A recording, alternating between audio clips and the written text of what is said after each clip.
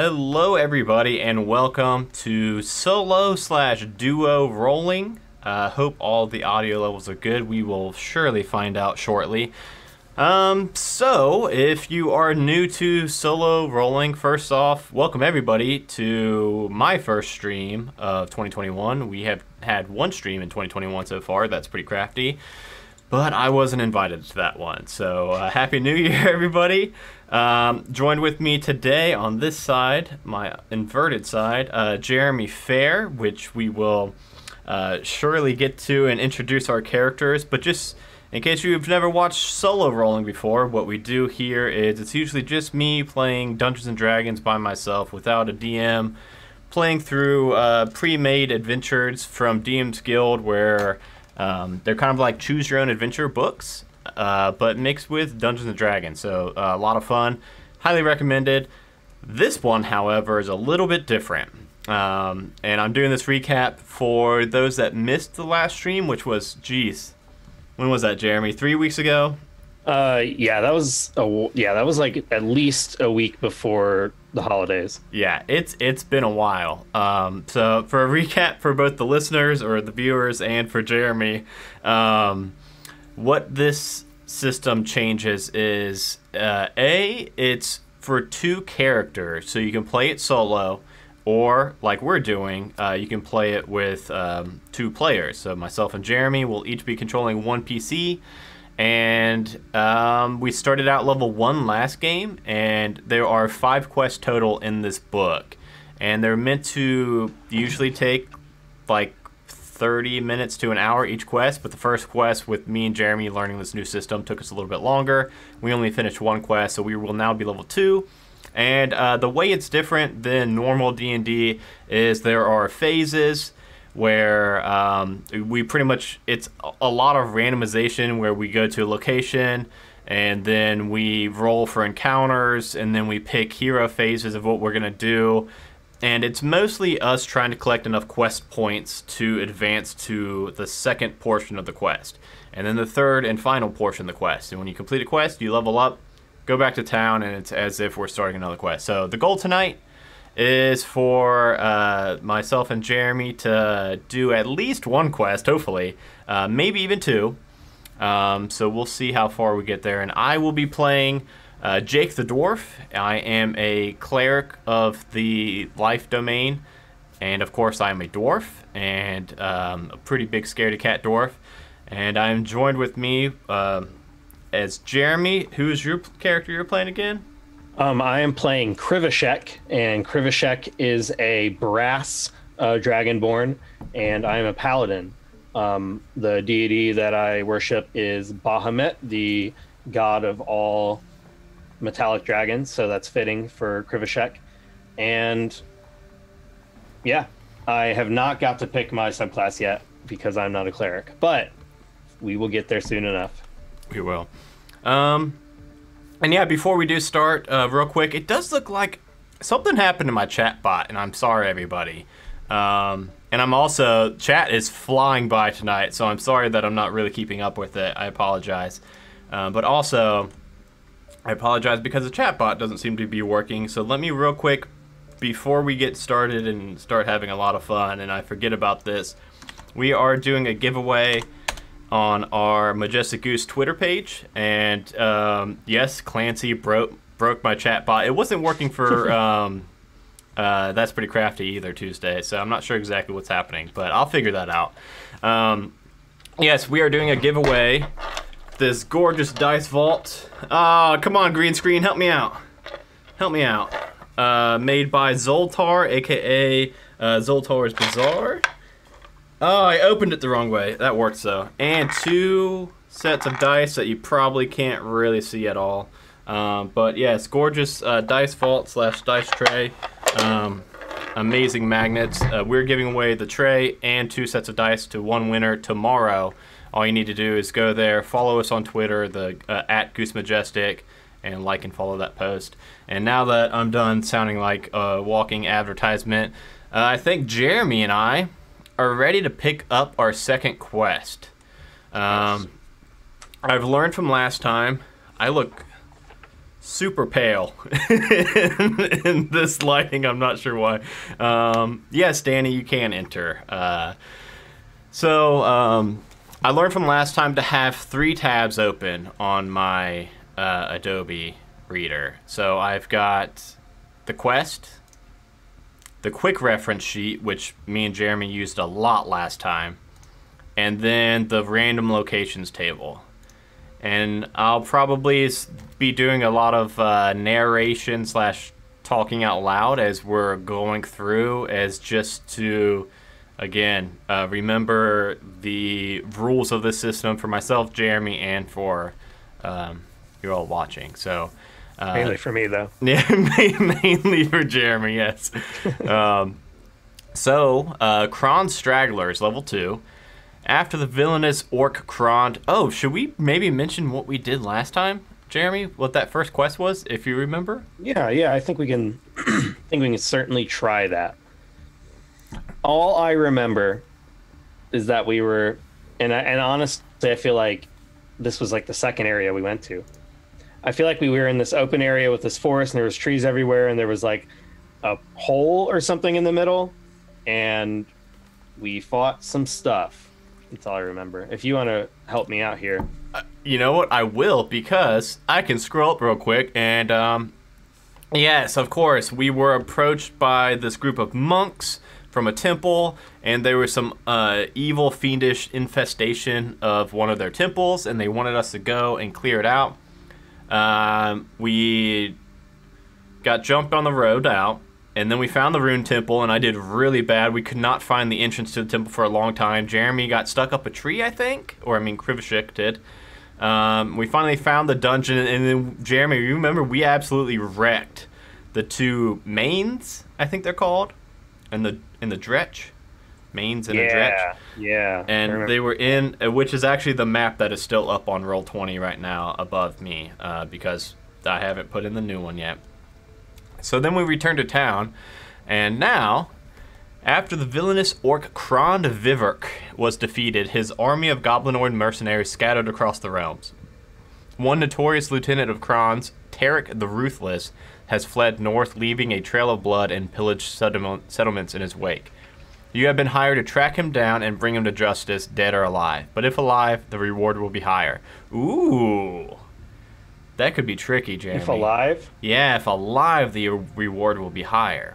I can do alive. I mean, I am a paladin. Yeah, I'm just thinking of try alive first. Logistics. Okay, so location 1 is the looted village, and we need to collect 2 quest points to advance past this. So the looted village, the hamlet of Dry Haven, just south of the Anarok Desert, I believe it is, has been looted and destroyed by Tarek and his band of marauders. You make inquiries of the frightened villagers, trying to get a feel for where Tarek might have been headed next. So now, Jeremy and those watching, we are now in the location phase of this quest. So we will both roll twice. I'll roll once, Jeremy roll once, then I'll roll once, then Jeremy will roll or a second time. And then we go from there. So, locations phase. We are in the, I believe it was called the Looted Village. So let me go ahead and roll my first d20. And Jeremy, if you're looking for this page that I'm looking at the table, it's on page 21 of the PDF. Okay. And I got a 9. Oh, Jeremy, we found a sidekick already. Nice.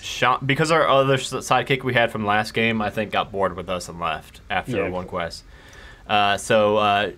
Gerald. It was Gerald. Yeah, Fuck Gerald. We don't need him. We now have Shauna, the warrior sidekick. Jeremy, I believe last time you managed the sidekick. If you could do that again, I would love that, because I've only got 3 tabs of this open. Sure. Which one? It is Shauna on page 63. Oh, 63. I'm bound 21. Okay. Yeah. So 21. I can do that. Yeah, if you could get 2 open somehow, that would be awesome. So we found Shauna. She seems to align with our goals. Maybe, I mean, she's probably pissed off at this dude from wrecking her village too. So she's gonna tag along with us, and it's kind of like a DMPC that we now have with us. So that was a good roll. So now, Jeremy, if you want to roll on the table on page 21, while I scroll back up to there. Okay. Page 21. Let's roll. We're rolling in roll 20. By the way, can anybody hear any music at all, or is it deafeningly loud? And Jeremy rolled a 1. That's all. Dead end. Oh, wait, you know what? That wasn't, because it had that slash on the end of there, I don't think that actually worked. Because, look, mine actually shows a picture of a dice. Oh, no one can hear any music. Let me get that turned up a little bit. Oh, really? Yeah, I can turn it up some. Roll 1d20. I guess I messed up. Oh, you're right. And you still got a 1, though! Yeah, I'm just destined to fail. Oh, man. Okay, so, you got a 1. Dead end. No matter where you look, you can't find a single lead. Lose 1 quest point. Guess what? Joke's on them. We ain't got no quest points yet. See, I'm always trying to get those out early anyway. So that's good. Yeah. Yeah, Dragon Bait for these on this table right here, this is just a D20 table, not a D100. If I said D100, I'm sorry, I misspoke. Now it's my turn to roll again, because we alternate, we both roll 1 on this table for the location phase. I got a 10. Visit to the weaponsmith. Oh, Jeremy, I've got our notes also by gold that I hope I've got all caught up. Okay. We have 698 gold. No. 598 gold. Bam, that's exactly what I've got too in my notes. Nice. Cool. Well, and I say that because this event says you happen upon a friendly weaponsmith who is allied to your cause. They offer to improve any character's weapon for a fraction of the usual cost. Excuse me. You may spend 20 gold only for the rest of the quest for it to be improved by a +1. Well, let's do that. We have a lot of gold. Yes. Or it seems like a lot. Maybe that's the whole trap. That's the point. Yeah. And what we've been doing is, because we weren't able to find this rule, I'm sure it's in here somewhere, but last time on stream we didn't want to take a lot of time looking up rules and stuff. Because that would be boring. So what we did was, anytime an event happens that it seems like it makes sense for us to both do, then we both do it. Like this one, we're visiting the weaponsmith, so it doesn't really make sense for it to happen unless we were split up. But I think we'd probably be sticking together, walking around. Yeah, we gotta stay within 5 feet of each other. Yeah, that's right, for your interceptor. I'm going to go ahead Constantly. We never know when someone's going to attack. I'm going to go ahead and subtract 40 gold, and we can both get a +1. Actually, you know what? If we're just going to...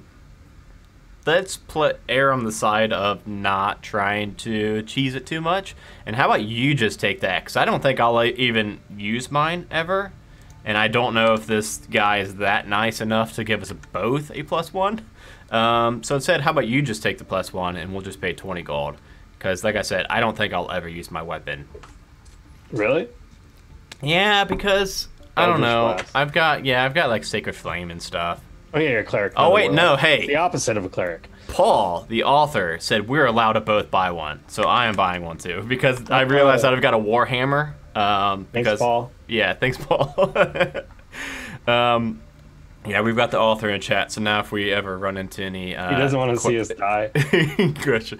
Last time, I believe he had a graduation or something. Okay, Jeremy, your last roll for the location table. Boy, howdy, we could have really used Paul last time, couldn't we have? We had a lot of questions last time. 16. 16, Better cool. than a 1. Oh. Boom. Lathander's favor. The benevolent god Lathander smiles on you, favoring your quest. Gain your choice of an inspiration or a quest point. I kind of vote quest point for that. Yeah, let's do quest point. Hey, Paul, can we buy a +1 weapon for Shauna, our warrior sidekick? Do we want to? I don't know. I mean, it's only 20. No. Okay, thanks, Paul. Oh, man. That is funny. Check the rules. Okay, cool. So it's all right. Yeah, that's fine. She's probably gonna die quick anyway. No, she's she's like an archer, so she'll probably hang back while we die. Cool. So that is the gist of a location phase. We go to the location in the quest. This time, the looted village. We both roll twice on the D20 event table. Find out what's happening, and yeah. So did we take the quest point for that, Jeremy? Yeah, let's do quest point since. Oh, we didn't have one to lose. That was the perfect order. That was the perfect order. I would have been really mad if we would have gotten one and then just lost it right away. That means we now go to the encounter phase. So, Jeremy, could you roll a d20, please? Yes. Natural 20. Oh, so lucky. So for encounter phase, you make one roll on the random encounter table up for the quest location, which in this case is right here. And as you see, 17 to 20, we get no encounter. That means we're just having a pretty peaceful day walking around this looted village. And, yeah, now we get to go right to the hero phase because we got really lucky. We only had a 17, 18, 19, or 20 chance of not getting any encounter right there. So we're just walking around like, let's not stop here. Yeah, this place kind of sucks. No, so that means we get to go to the hero phase. So, Jeremy, if you remember the hero phase, we each get to take 2 actions in any order. And, I mean, we don't need rest because we got lucky and we didn't do an encounter phase. And...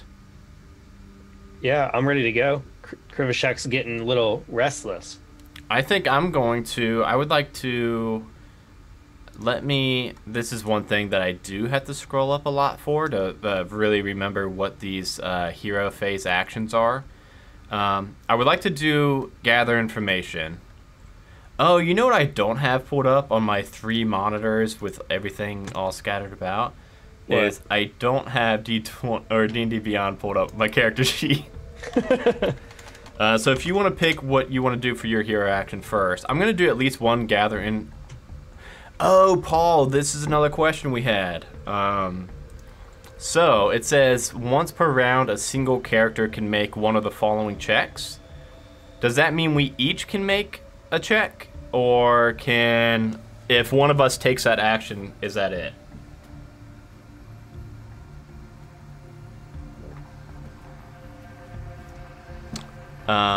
Yes, so that means we can only do that once, yes. Oh, you can both make one. Okay, fantastic. We did that last time, I think, but... So, pretty much... We gave ourselves the benefit of the doubt. Yeah. Executive decision. Well, like I said, it was, we were going pretty slow at the beginning there, so we were trying to speed it up a little bit. Also, I turned the music up, so please let me know if it's too quiet or if you still can't hear anything at all. You said it's my hero phase? Yeah, this one's interchangeable. We both get to just take 2 actions in this hero phase, and you get to pick whatever you want. I'm going to do... But, yeah, what were you going to do? I'm going to do one gather action, because that can get us a quest point. Mm-hmm. Or a player may also spend one of their hero phase actions to help. So instead of gathering information, one of us could just give advantage to the other. Or should we both just... I'm going to help you. I'm going to help you. I think that's... I mean, honestly, it's the same chance. No. We're walking into the, trap of Blade Ward or whatever it is. It's better for us to both attempt it because we have a chance of both succeeding. Whereas if I help you, we only have a chance of one of us succeeding. True. But, same thing. We only need one more quest point. Oh, okay. So we don't need let's go with the one that's more guaranteed. Yeah, I'll help you. Okay, cool. So I'm just looking at... I'm helping you search for information. So what I'm going to do is I'm going to do a persuasion check because I've got pretty good persuasion. So to kind of flesh this out and give it a little bit of flavor, I think we are going from person to person in this town and really questioning people about where Tarok, I believe its name was, where they think he went. Where is he? Yeah, and you're just like over your shoulder, and we're doing good cop, bad cop, and you're. I'm a good guy. Where is he? You know, I'm like, no. So I will roll my persuasion with advantage. Oh wait, not persuasion. Never mind. I was looking at perception. So let's. My persuasion somehow is 0 as a cleric, which seems kind of weird. We'll say perception. Are you yelling at people? No. We're looking for. I have +3 to persuasion. If we want to reverse that. Yeah, let's I'm reverse just screaming at them, and you're helping me. Like he's actually a good guy. Don't worry. And I'm just like, where'd they go? Let's do that. All right, I will roll then, and I get a +3, and then I get advantage as well because you're helping me. Right. Yeah, and we need a 14 to get a point. All right. Well, there's a 17. Boom. That works. And then here's a 12. So 17 works. Fantastic. I'm just screaming in their face, and I'm a dragon, so that's scary. So we're able to find that last clue we were looking for, get our last quest point, and turn it up a hair. Okay, I'll turn it up a little bit. So now, Jeremy, we can pick another. I think there's a couple of fun ones we can do. We can buy and sell supplies. We can't recruit because we've already got a recruit. Well, let's go buy something. Search. Remember we did search last time, and you can roll on. If you roll well, you can either roll on the useful items table or the awesome items table. Well, that's a good one as well. What's your armor class though? My armor class, because I just pulled up my character sheet, is an 18. Oh, mine's an 18 as well. I was gonna say we can go buy some heavy plate mail. We got a lot of gold. Go up to 20 or something, but it might be too much. Who knows? Yeah, I will. Yeah, it might be too expensive. I think it's 1,200 or something. I don't remember. It's above 1,000. I know. I guess we shouldn't metagame anyhow. How about we? Yeah, let's go ahead and do that. We'll search and see if we can find some sort of awesome item. Natural 20. Natural 20. What do you get out of that? I get to roll on the awesomes table. Awesome items table. You need a flame tongue. Flame tongue. Is that on there? I don't know, but that'd be pretty awesome. Okay, that's true. That would be. That'd be awesome, Paul. That'd be pretty cool, Paul. What if there's a cool item? There's an epic items table. Ooh. So I get to roll on the. Paul's AFK at the moment. So we can make the rules. Ooh, 15. Circlet of blasting. Okay. What's that let you cast? That's not Scorching Ray, is it? Let me look it up. I don't know. Who's faster? I think you hit enter first. It is Scorching Ray, yeah. Cool. And they're both +5 to hits. I will definitely. It's a good one too. Yeah. I will definitely be using that. Is there even a real Vorpal sword, or is that just something from Munchkin that makes fun of Dungeons and Dragons? There's a Vorpal sword that cuts people's heads off. My favorite magic sword is the 9 Lives Stealer. Get to claim their soul. Because it's like a cat. No, because you get to claim their soul. But yeah, I guess it is like a cat. Okay. So, did you get anything? Oh, I did not do anything because I was distracted and I'm preparing for a next stream. So just a D20, a 10. Not our next stream, our next recording. What do I get with a 10? Maybe not anything. What page is it? That is on page 6. So 1 to 12, you'd find nothing. So you're looking around, you're still busy yelling at people. That's true. You're like, we already found him. I'm like, where'd they go? Where's Rachel? Where is she? So Rachel, where's Dragonbait at? So not that one. The one from Batman. Oh. Sorry, Rachel. Yeah, it's a different Rachel, different Dragonbait. So now, different one. Quick reference sheet right here. We did our hero phase, threat phase, advanced threat tracker by 1. It was on 1 and it's now on 2. If the party possesses enough required quest points, yes, they may spend these to go to the next location. So now end of round, back to location phase, which is very cool because I think that was the fastest we've ever done a location before, Jeremy. And now we've got these tracks. I found the tracks you found the tracks. No, we didn't do the tracks. We talked to people. They pointed us in the right direction. we're following Tarek, and now we go to the Barren Plains. So the Barren Plains, your inquiries in Dryhaven have led you north out into the barren, inhospitable plains known as the Anarok. How can you possibly hope to track Tarek in this featureless desert? Oh, I bet we can. Paul said read quest event. Oh, quest events! Oh. I read. He doesn't read, but I read. Jeremy, yes. That's why they're duo rolling. Yeah, Jeremy, if you could keep an eye on chat, I would love that, because... He remembers the rules, and I remember the NPCs in chat. Quest events. So, Paul, does the quest event trigger immediately when you hit that threat?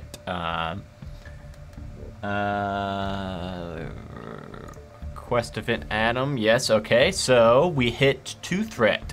The traumatized villagers give the party whatever useful items they possess.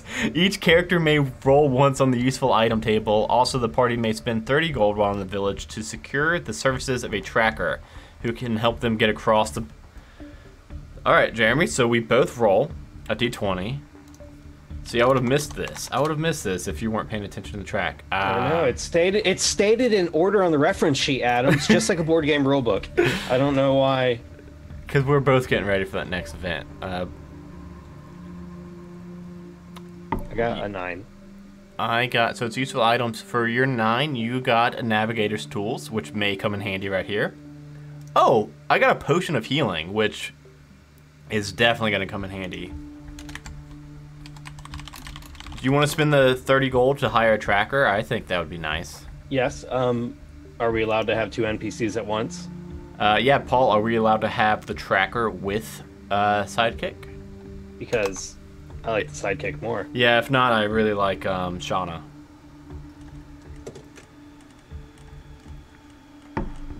Definitely. Cool. Okay. You're literally just not reading it at all. You're completely relying on me. I'm glancing over. You see, I don't know. It's like right here. I should be able to see it, but I keep missing it. Well, I'm just wondering if I need to keep verbalizing it or if I can just expect you to read it. Yeah, I'll glance I really don't mind verbalizing it. I just don't want to be annoying. So, these traumatized villagers give us a healing potion and a navigator's kit. And now we are tracking across the desert. So back to location phase, which means I'll go ahead and do my roll for the first event. 13. I don't know if that's going to be good. Barren Plains, is that the right? I got a 13, so I find a trap, a sinkhole. Jeremy, why am I always falling down sinkholes? Kurnishev has asked that question many times. Sinkhole, what's going to happen to me? Passing through the sandy, dry expanse of these plains, you're alarmed when the ground starts moving under your feet, sliding downwards toward a rapidly expanding, gaping maw. I hope it's not like a purple worm or a trimmer from the movie Trimmers. Make a strength check, athletics. Only you, right? Only I'm me, yeah. Like a person. Yeah.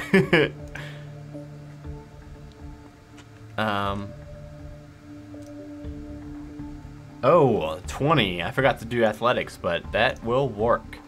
Oh,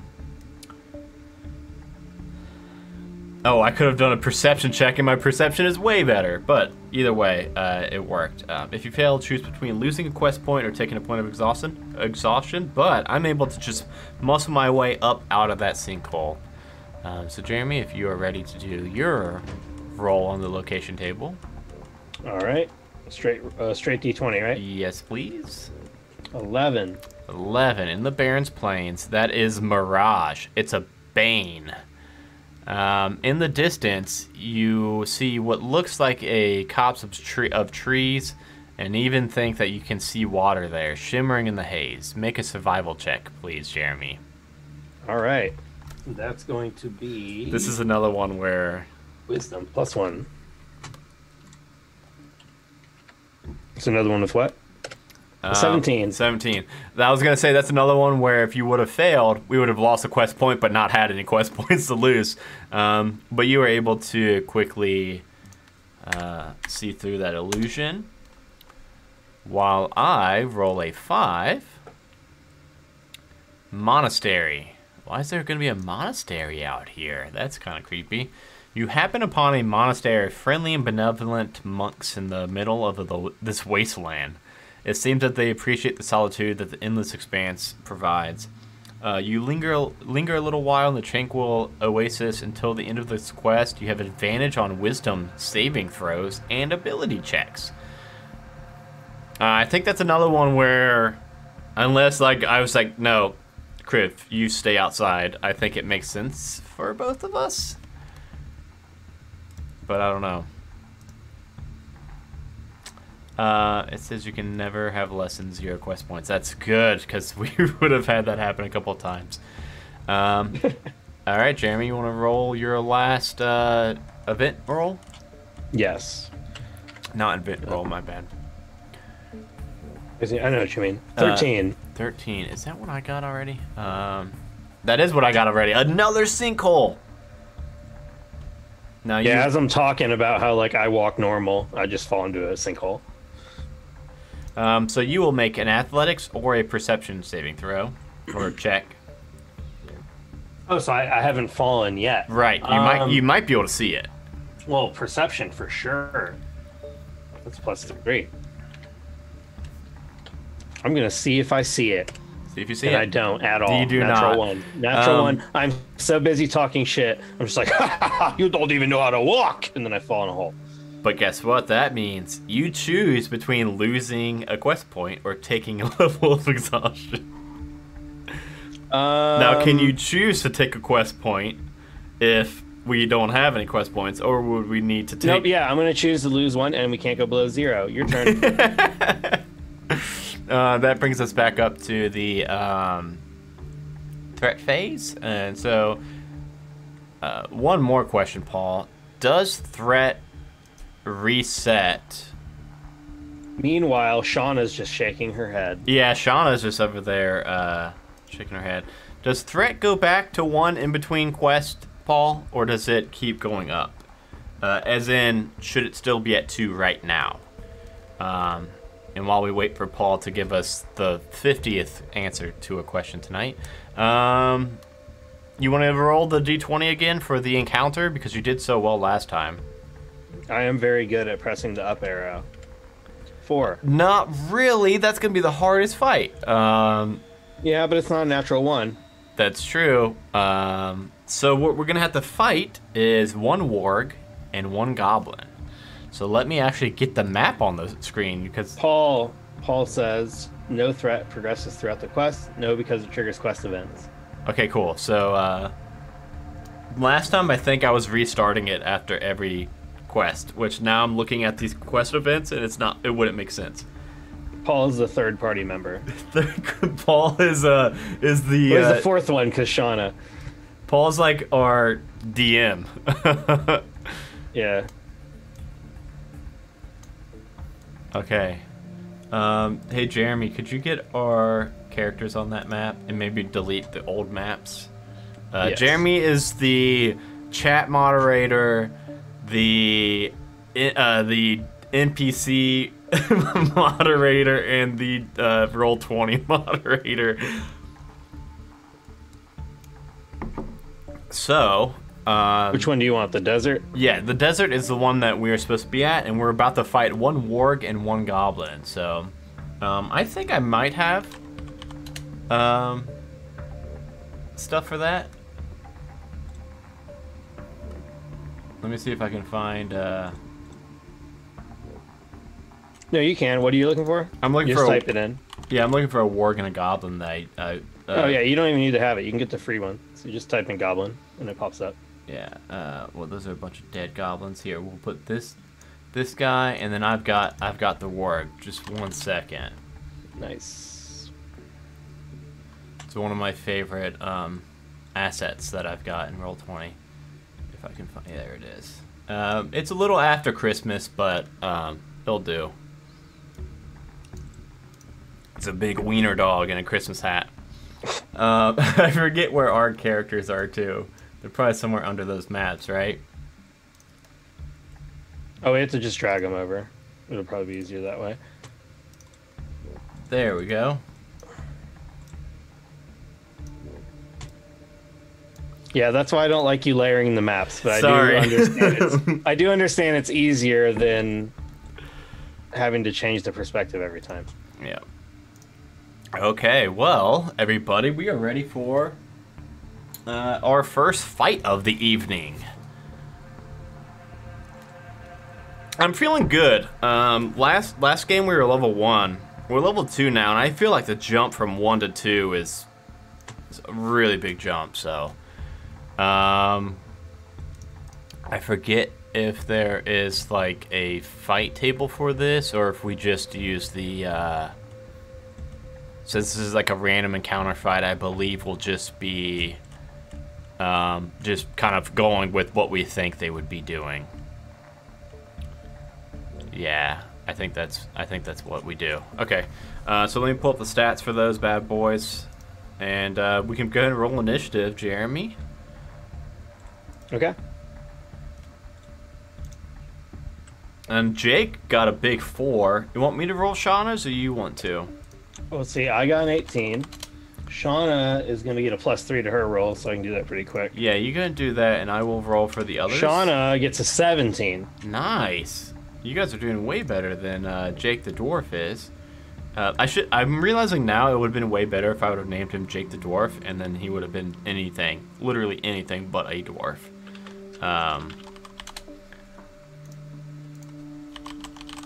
Yeah, I'm pulling him up on D&D Beyond so that I can actually. What'd you get? Me, I got a 5, and the warg will be getting a 3. Wow, I actually beat the warg. The goblin will be getting a 5, but he will beat me in initiative based off of our decks. So we'll go you, Shauna, goblin, me, warg. All right. I know the viewers can't see it, but are you able to see that initiative counter I just put up? Yes, and I can maybe make it where the viewers can, and I'm scooting our characters so that they can see them on the map too, which means making us closer to them, unfortunately, but there we go. Look, I can do that. And remember, Jeremy, there's also a when creatures move, they make a athletics or acrobatics check, and if they fail, what does that say? I don't want to mess up the overlay map. Map conditions. I didn't read this part because I was not paying attention. I was not doing my job. I'm sorry. Paul says map conditions, bottom right of the map. So we need to make sure we think about those. Because when a creature moves, we need to make a DC 10 strength, athletics, or dexterity, acrobatics, check. And on a fail, we can't move. We need to remember that. Yeah. That's not great because we both have armor. Yeah, that's not great at all. I mean, for me, I can at least stay back, but you usually get up there, don't you? It's not optional, Paul. Don't lie to us. That's on the map, and we're going to play by the rules. We have to. Last time, we did it about 50% of the time, whenever we would remember it. But due to memory, yeah, not due to, you know. Cool. Well, Jeremy, Kriv is up first. All right. So Kriv is going to attempt to move. And I will use my athletics check to not, I'm going to stomp through this sand in a very strong way. So I'm going to use athletics. And that is going to give me a 17. Nice. So I do get to move, which is pretty cool. I'm going to rush forward. And remember, I guess we should be in character. Stay close to me! Because I'm going to yell at you. And then I'm going to, move forward 30 feet. So I guess that's 6 squares. So I'll go about right here. And then I'm actually going to take the dash action and move to right here. And I will end my turn. And that takes us to Shauna's turn. Shauna is going to move forward as well. We don't have a character for her, do we? Oh. There's a Shauna. Yeah, we had an extra one from our last Well, this one looks like Shauna, so we're good now. Okay, I'm gonna take Shauna, and she's gonna do the same thing. Well, kind of. I'm gonna have her move. Actually, no, she's gonna move only once, but instead of moving there, I'm gonna have her move right here. That way, she's in range. So she's gonna move right here and then fire at the warg, since it looks like it's the one that'll most likely try to run up on her. So she should take it out quickly. +5 to hit. 20, natural 20. Damn. You know, we've had... So Shauna loads 2 arrows and then releases both of them directly at this warg. She does not like his Christmas hat. The year is over. Move on. Damn, I don't know how much damage Shauna does, but... She does 1d6 plus 3, and then that means we get to add an additional damage die. So we get to add 2d6 plus 3. Awesome. Pretty cool. Yeah, we've had like 4 nat 1s. And 10 damage. I was just about to talk about how we've had 4 nat 1s and like 4 nat 20s, and then you roll a 1 for the d6, and then a 6 for the d6. It's wild. 10 damage, so that thing has 16 HP left, as it's got 2 arrows sprouting from it now. It's Goblin turn. Big Goblin turn. What do you think about Goblin riding the warg? I mean, why wouldn't it? I think that's what happens in Lord of the Rings. That's what makes it different from a big wolf, is goblins ride it. Yeah, I mean, honestly, like, well, I don't know why this goblin wouldn't be riding it if it's just the 2 of them. So we'll say it's on it.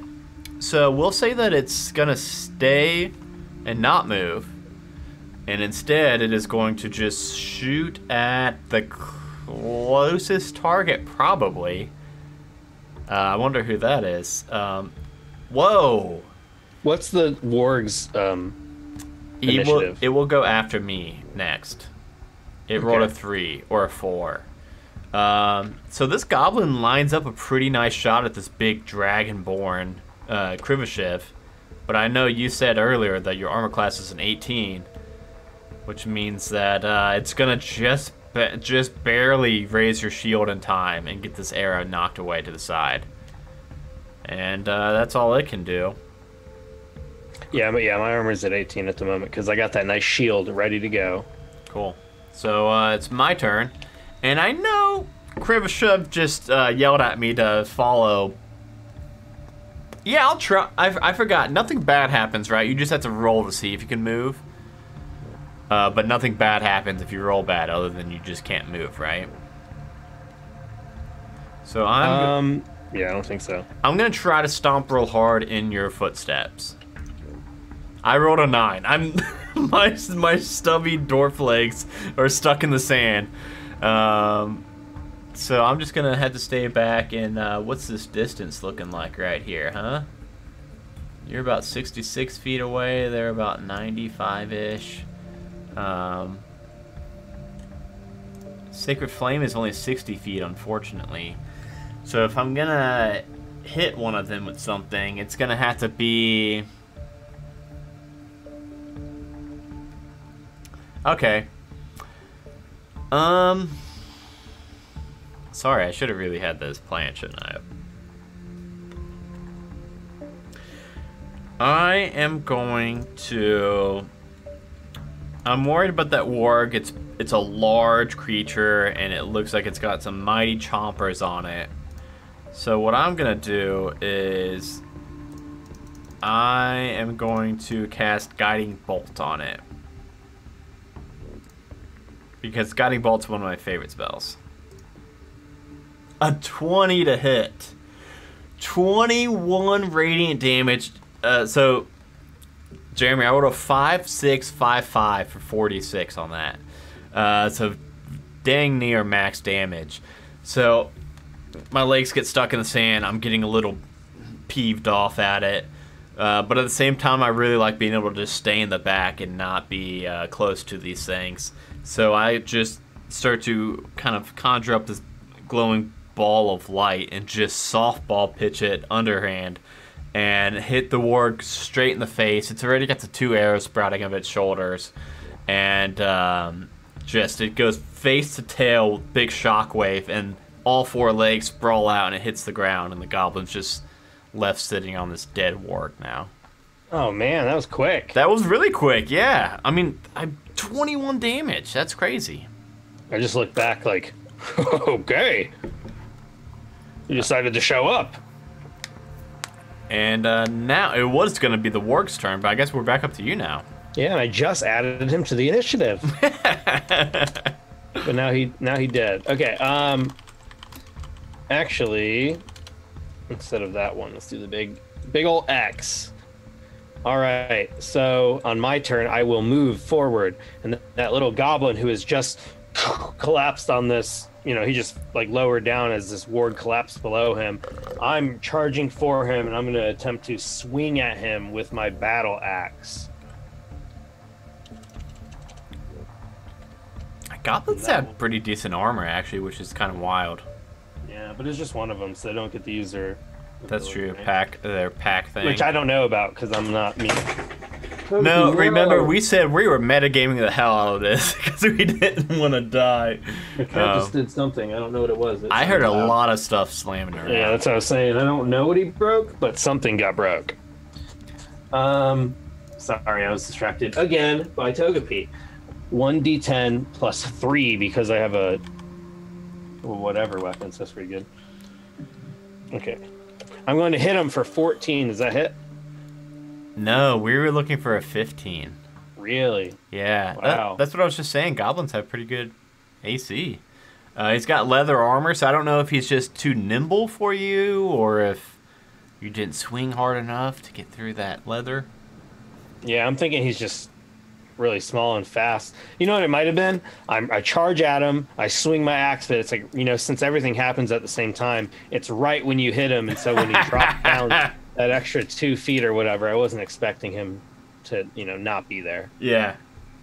All right, well, Shauna's got him in her targets. Oh, so he's Shauna so dead. is not going to mess this up. She rolls a 19. Yeah. Shauna knows. Almost a crit again. Oh, no, mine. It was a dirty 19. Either way, 1d6 plus 3 pierces him for nearly max damage, an 8-point shot. I don't know, Jeremy, if you know how much HP a goblin has, but I will tell you, they've got 7. And where I have failed, this arrow comes flying over my head. And I just go, I'm glad I called her. That was pretty competent of us, guys. Good job, team. Also, I found like 6 different desert audios on Tabletop Audio. Shout out to Tabletop Audio, who we use for most of our streams. So I'll probably be cycling through those if I remember. But yeah, we just destroyed that encounter, which means encounter phase, make 1 roll, boom, boom, boom, we killed them all. We go to hero phase. Wait, actually, we get a reward. I forgot about this last time because we didn't need it. So, because we killed the warg and the goblin, Jeremy, it was actually supposed to be the hardest fight, but we just fucking wrecked them. But we also get 1 quest point, which I believe is the only quest point we've got. We didn't get any during the location phase, right? Yeah, we did not. And then look how much gold we just got. 37 gold. That is not bad at all. That is not bad. Because we only spent 20 earlier, right? Yeah, we're like making gold. So just, I guess, on their bodies, on the goblin's so what are body. we at, 615? Yes, yeah. Or I've got 565. I don't know why. Well, we had 598. We spent 20, so we have 578. And then 30 more on the tracker. Oh, we did? Okay. Got you. But I still think my math may be off. So 585. 85, not 65. Yeah, 585. Oh no, you know what it was? We spent 20 on. No, you're right. That's already been. Yeah. Cool. So I think you're more ready for the next event than I am. Yeah, everybody, real quick before we get into the hero phase, which we're about to start off. What we're doing after this is we're going to be recording an episode of Lore and Horror, which, if you don't know, it's a new podcast coming out. It's currently on Patreon only, on the Majestic Goose Patreon page, but it will be coming out in probably like the first. It's supposed to come out the February 1st. And it's where it's kind of like Drunk History meets D&D lore, and I just interview different people on a topic that they don't know until 30 minutes prior, and then they prep for 30 minutes and try to study up on the topic, but we treat them as the absolute authority on the topic, and we're drunk while we do it. And the first 2 episodes have been a lot of fun. They're on Patreon now, so yeah, very excited for that. And Jeremy will be episode 3. And his topic is, he does not know, but I do. Yeah, I don't know, so I'm hoping it's something I already know about. We will I can just see. talk and talk and talk, because I'm sure everyone knows. We will see. It's very fun. First 2 episodes, like I said, it's a blast. It's quickly becoming like one of the show. We've got 4 new shows coming out, like amazing shows. This one is just it's fun, it's easy to prep and edit, and so like it's becoming one of my shows that I'm really, really passionate about. So yeah, I'm really excited to get it out there. So hero phase, Jeremy, we both get 2 things again. I mean, I think again we only need 1 quest point. So maybe do what we did last time and gather information again with 1 person helping out? Sure. But how are we going to do it this time? Yeah, I'm looking, and I want to make sure that it makes sense. Because, like, Persuasion made sense last time, right? But Persuasion I don't think would make sense here. Because we're in the middle of the desert. Maybe Survival. Do you have any survival? Because mine's +4. I kind of like that. Yeah, it sounds like you're pretty good at it. Yeah, how about You're looking a survivor. You're not going to give up. Yeah, I'm looking for tracks and trying to track down Tarek, and you can maybe help me out, and every once in a while, like point like, hey, there's a track right there. I'm wow. I'm telling you, you're like, I got this. I got it's like there's just like. I'm like, there's a track right there. You're like, shut the fuck up. I got this. And yeah, so we're able to quickly find the trail, track down Tarek and their men. We're up to 2, but we both do have 1 more hero phase action. I don't think... Well, we can't buy and sell because that's only if you're in a settlement. The long rest is only once per quest. I'm only down 1 spell slot, but I think we're both max HP, right? I am down nothing. Yeah, I mean search, I think. Right? All I'm down is I haven't used Interceptor yet. Yeah, we'll get there in the next one. How about we do search again and just both look around for some goodies. 1d20, flame tongue, 15. We both got something. I believe that's just the useful items table. So if you want to go ahead and roll a d20, and I will roll my d20. You know, unrelated, mundane magical items are like my favorite thing. Like random little things that don't do really anything are awesome. Yeah. I got another potion of healing, and I am very excited about that. You did too! We've got 3 potions of healing now between us. Fantastic. Okay, now I'm going to remember to advance the threat tracker by 1, so we're now up to 3 threat. And I'm going to look at the quest events. 3. If the party is not yet on the Barren Plains, which we are, if on the Barren Plains, which I guess we are, even though we're about to move, all party members make a survival check. If all characters fail, then the party is lost. and lose 1 quest point. Oh no! Ignore this if they bought the tracker from the village. But did we? Yeah. Yes, we did. We paid the 30 gold for that. Yeah. And then if the party has reached the orc camp location, we haven't yet. So that means that we just get to go down to location 3, the orc camp. Oh, we found it, Kriv. Located. I knew we would. I don't know what we're gonna do now. Located in a shallow, hidden gully within the Anarok, you finally chance upon a hidden orc encampment. Surely this is where the Tarek is hiding out. Then you notice, not only are orcs here, gnolls, dwarves, hey, I'm a dwarf, and even humans are lurking about. All of them with a mercenary look, thieves and cutthroats all around. Perhaps you will be able to blend in as you search for your quarry. Ooh. Okay. I mean, what do you think? I fit the part. And I'm like literally a brass dragonborn with like all this shiny armor. Well, but somehow I'm gonna fit in. I think we're gonna try. Fortunately, Shauna literally is just like a hand for hire, so she does actually fit in. Yeah. So, what was that called? Orc camp. Okay.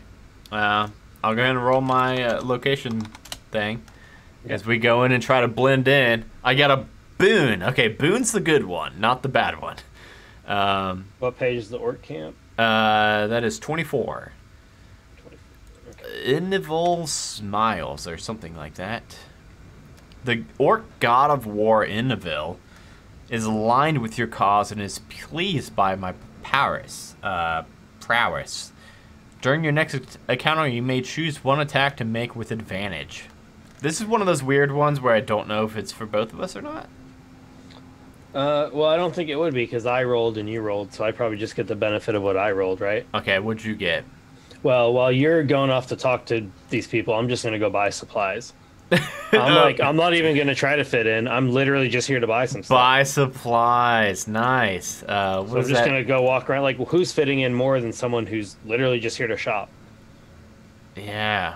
Hey, you know where I can get some good wares? I've got gold to spend. What page is that event on? I don't think the link for that one worked.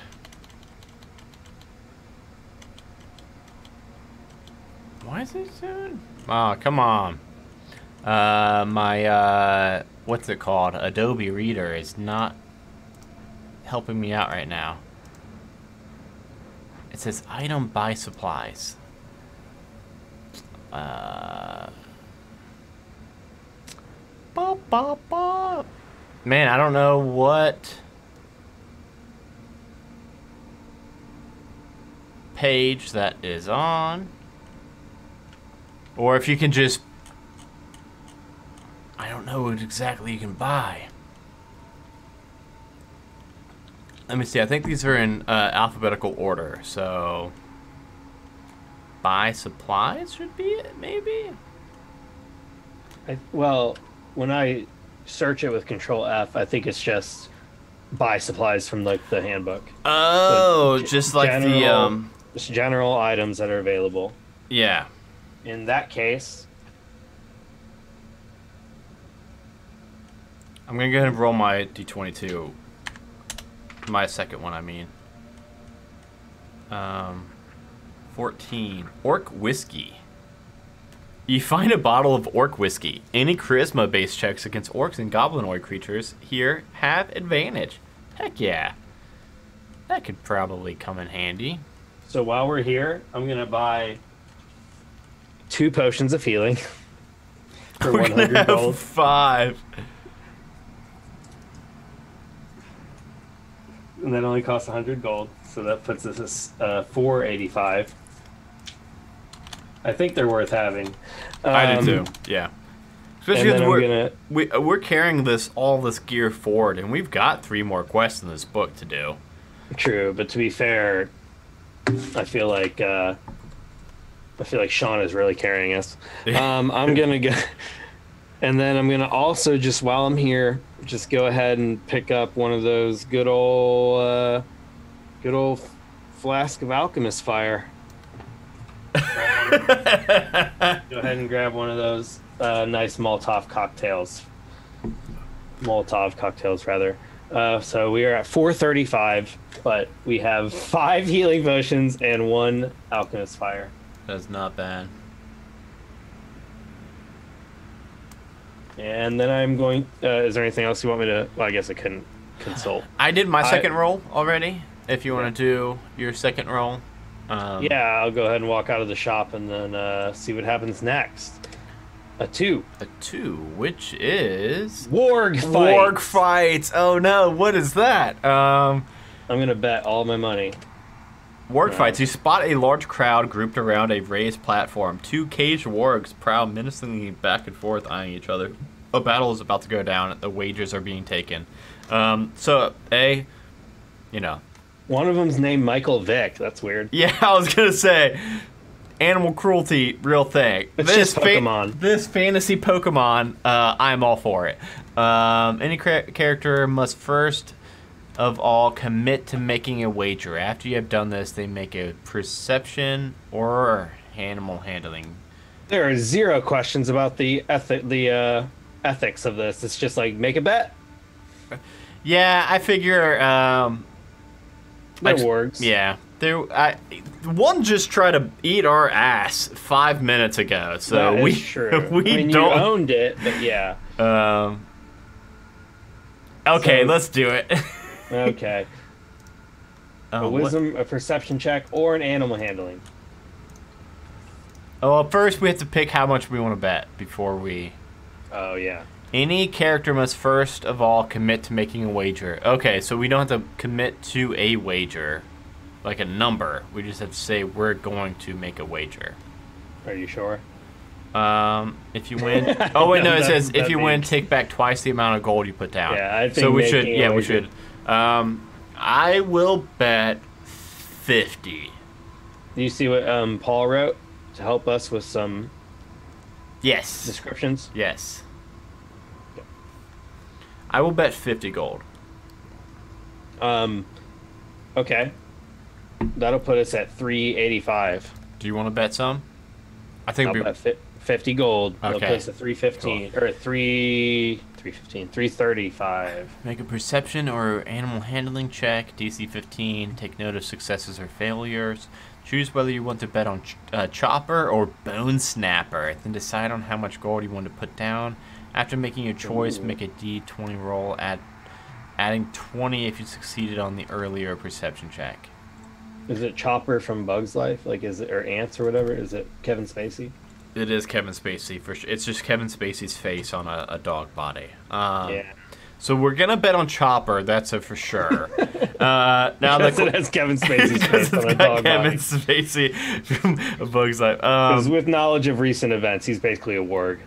Do you want to make the perception check or the animal handling check?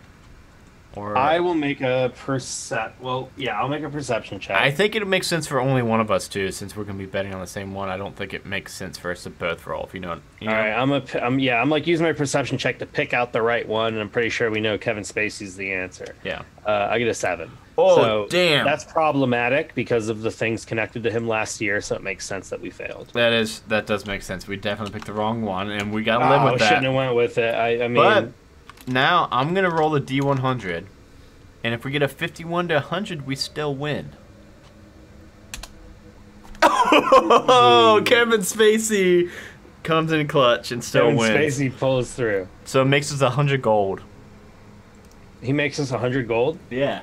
even though we bet 100 gold. Yeah. We bet 100, and it makes you back twice the amount. So we each received 100 gold. No, I only put down 50. You put down 50.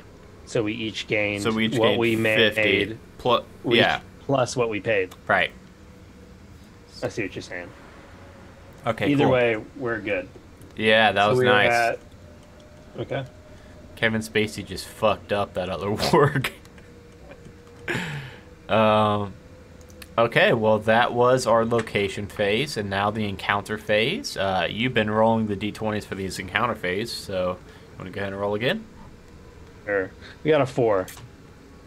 Damn it. So, Oh, wait, no, I was looking at the orc camp, sorry. yeah, 2 gnolls. Gnolls? Granola bars?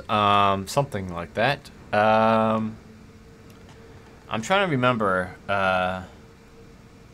So it says, so we win when we get to the final location and Tarek is defeated, but I'm just trying to... Paul, maybe help me out here. I'm not sure how we defeat Tarek. Like I'm looking at this and I'm not sure how we get to that next. Oh, it's in the quest event. Will get us to Tarek. Okay, cool, got it. So for now, there are 2. Yeah, you'll know that once you encounter him, and the G is Knoll. So we had to fight 2 gnolls. Kriv. So we can real quick roll. Let me just try to find a gnoll on roll 20 for us. I got one right here. Bam. Bam, that was the one I was gonna get, and you were too fast for me. Okay. We need 2 of them, right? Yes, please. And right, I will pull their stats up on D&D Beyond, and I bet they're gonna be pretty hard.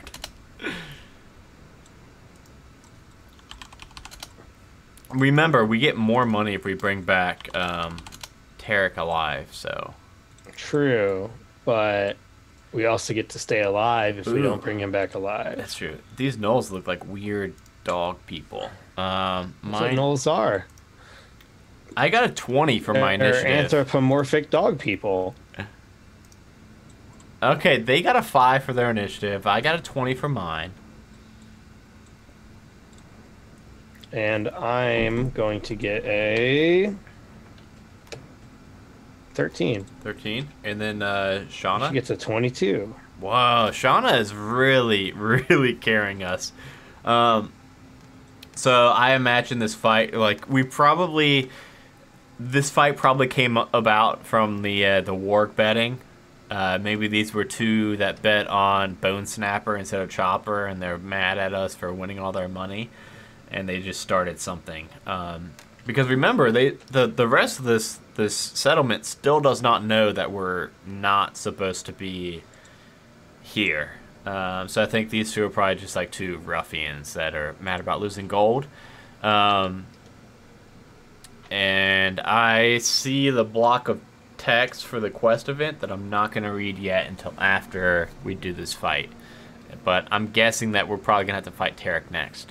Okay, so Shauna first. All right, so Shauna is going to... Let's see. Well, first of all, where are we even at? We're not in the right spots, are we?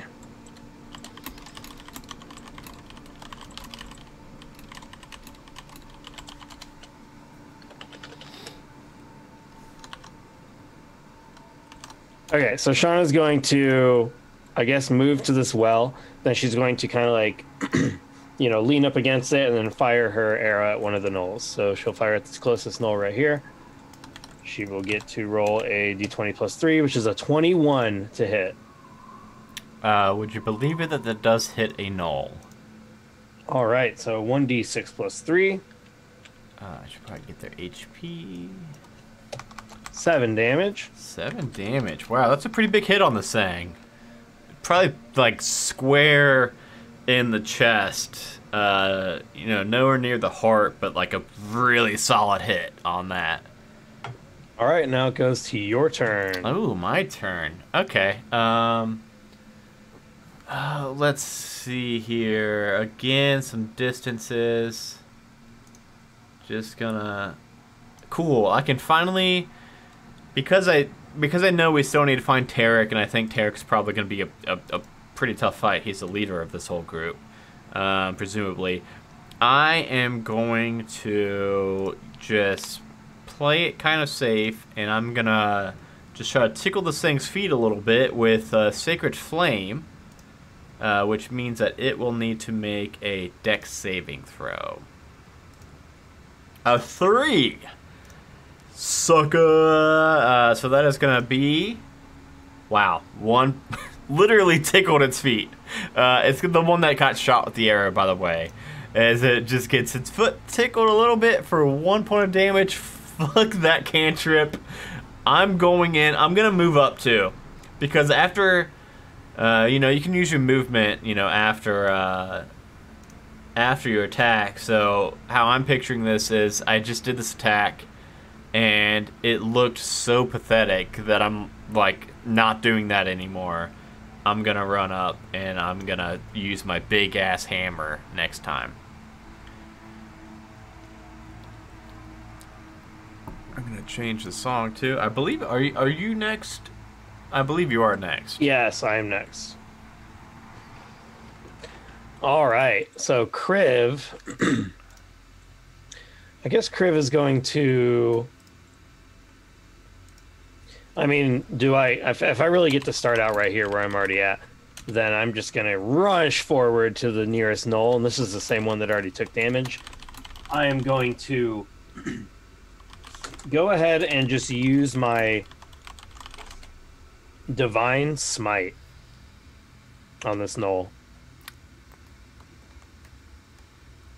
That sounds like that's you gonna hit it for an additional 2d8 damage. Now, Divine Smite, do I have to wait?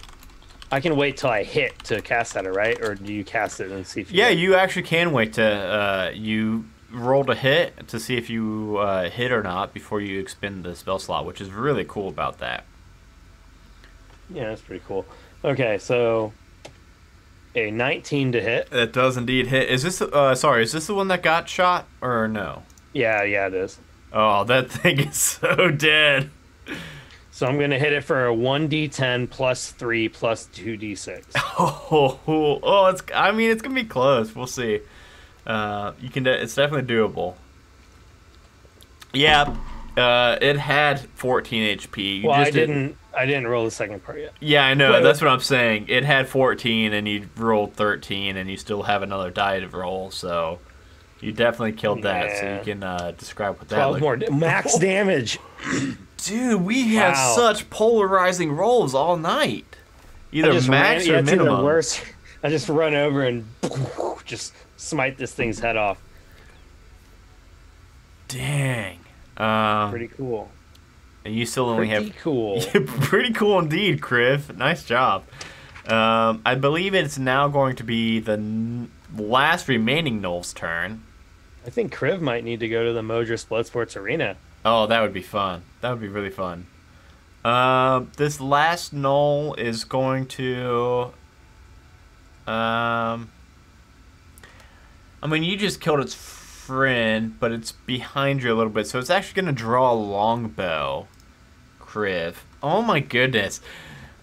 We might have min-maxed a little too hard. This thing rolled a 14, which should be a pretty good roll against a level 2. But I know you've got 18 AC, I've got 18 AC. Like, this thing fires a shot at you and just clinks off your armor like it's nothing. And then we're back up to Shauna. And then Shauna's going to knock an arrow to her bow and release. Let's see if she hits.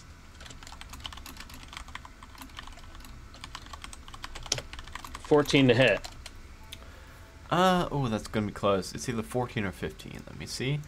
It is 15. Shauna's gonna miss. Yeah, it goes flying right over. She decided to let us have some fun. Thank you, Shauna. Oh, by the way, wait, which one are you using? Oh, you know what? I think the Knolls were supposed to go before Shauna. It did. Is there a 5? It already did. It missed. Gotcha. Which one are you using, though? Which, Oh, I didn't see that one. Because I used this one, and then I think you used that one, Well, too. This is me. Oh, I don't know who I am, though. This is Shauna. Do I not have one right now? Because I ran up towards them. Let me, That might explain how I moved up so quickly. let me just grab... Here. I'm going to put him... Okay, I'm not that big. I'm going to put him up here because I did say last time I also ran up the, my speed towards it.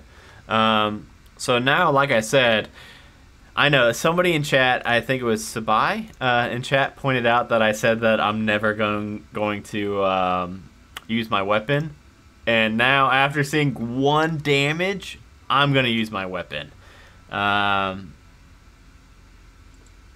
Yes, I am. I'm going to hit this thing with my warhammer one-handed.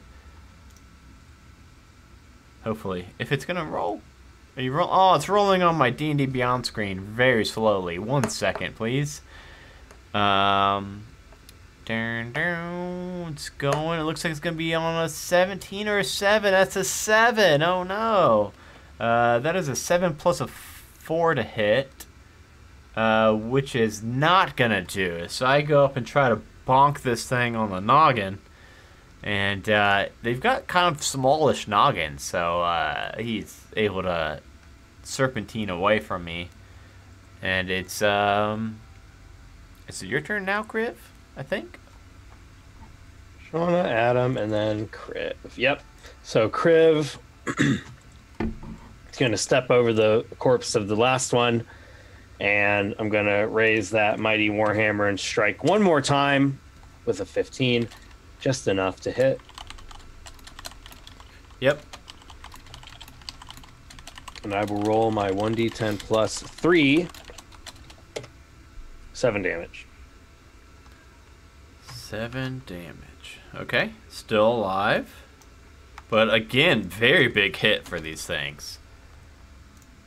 Which, speaking of it's the Gnoll's turn. Yes, it is. Now that you're up on it, it puts away its longbow, draws out a spear, but instead of using the spear, it is just going to try to bite right on. I'm going to roll D2. 1 for me, 2 for you. For you. For Kriv. Kriv, it's going to try to take a bite out of you since you killed its friend. For 10 to hit. 10 to hit misses. Yeah, it's like teeth are just laugh. clamping down on your shield as you're just like holding your shield out towards it. These things are feral. Back to Shauna now. Shauna is going to move up to the side of this house, and then knock an arrow to her bow and fire. By the way, wrong roll. By the way, I just found Desert Bazaar, which my gosh, watch. She still got a 5. Oh my goodness, that's a terrible shot, Shauna. That's really bad aim. Why are you in the bushes? Okay. We've been ignoring the orc camp rules. Dang it! I told you, Paul. What are they? I can't read. I can't see it without messing up. Non-goblins are definitely a minority. Whenever you make an attack against a goblinoid, there is a chance someone will hamper your efforts. Roll a d20. On a 1 through 5, you have a disadvantage. Oh. Wargs are goblinoids, correct? Yeah. Or not wargs. I mean, gnolls. Yeah. Gnolls. Yeah. So really, we've been messing up. Yeah, we've been missing a lot of disadvantage. Okay. Cool. Well, I believe that. So that was Shauna. So that means it's my turn. So would I roll for that to not get disadvantage? I just roll a d20. Yeah. You roll d20 and you need to get higher than a 5. Okay, so no goblins are gonna come hanging off my arm as I reach up with my my warhammer. 40k. And come on, I really want to smash somebody with this warhammer. An 8. I didn't need the disadvantage from the distractions. I am not doing good in this fight, Jeremy. This is all Kriv and Shauna in this one. Well, you rolled an 8. Yeah, that's not. Oh, good. 8 to hit. 8 to hit. Damage. 8 to hit. Okay. It's your turn now. And was that your roll? What was that? No, I accidentally clicked your damage. Okay. And since you gave me DM control, it rolled it for you. That's the problem. All right, so I will. You know what? I'm sick of this. Dragon Breath. I'm going to go ahead and hit him with my Dragon Breath. So they need to make a deck save. What? God, a natural 20. This thing does a 6-foot vertical leap for your dragon breath.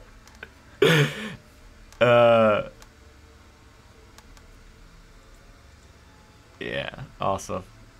He said even without it, we're taking a while to kill these scrawny gnolls. Yeah, just real quick, I want to get caught up on chat real quick. Silly Neos, yeah, I used to be super bad about keeping the YouTube up to date. Yeah, that's a swole goblin. That is, yeah, these are pretty buff goblinoids. But I'm doing better at keeping it up to date. However, the YouTube half-witted heroes and one-shot onslaught are not up to date at all. But I do believe I've got all the solo rollings, roll for weird, MBAs, all of the streams. I believe I've got up there, and but I'm missing a lot of one-shot onslaughts and half-witted heroes on there. So yeah, if you want to catch up on any solo rollings, you can tune in there. And yeah, so. Tanya mentioned that she leaves on Majestic Goose shows for her rabbit beef when she leaves the house, which I've known about, and it still never gets old. It's a very cool rabbit. And yeah, Zoltar, I'm getting better at it. And Silly Neos, you're still a good fan of the Majestic Goose Club. Okay. And with that... That was Kriv. Null turn, right? Yeah. Now that it's drawn its spear out, I will again roll a d2. I will be 1 and you be 2. It's going to attack at you again, but this time with a spear. A 12. Oh my god. This is such like just a bar none fight where nobody can get a hit on anybody. Come on, Shauna, take it away. All right, Shauna is going to move a little bit over here so that she has a better shot. She's going to really focus on this one. 16. It does hit, yes. This thing has 15 HP, though, so I don't know if she's going to be able to kill it in one shot. 7 damage. It doesn't have 15 anymore, so it's got an arrow sprouting from its back now, too. Now it's your turn. How do you respond? I'm gonna keep up with it because in Jake's mind, I have to eventually hit this thing with my Warhammer. I've got to. I wanna crush it. A 14, so close. It's got a 15 to hit. You know what? That's with the shield on. I should have been trying to disarm its shield off to lower its AC, but. It raises its shield and my hammer clinks off of it. It's your turn, Kriv. Alright. I'm just retweeting your special giveaway for Zoltar. Okay. Let's see. Well, my Dragon Breath didn't work, so I'm going to attempt to just knock this thing over the head again. 1d20 plus 3, 17 to hit. Yes. Nice. And I think I have given away its HP we were looking for. 6 damage. Which that is not That's enough, right? Wait, I might have done the math wrong. What did I say? It was 15, and then Shauna did 7. Oh, okay. Yeah, that's what I had. I had 8 HP on it, which I believe is right. So now I can choose to cast Divine Smite? You can, yes. It's got 2 HP left. Alright. Divine Smite.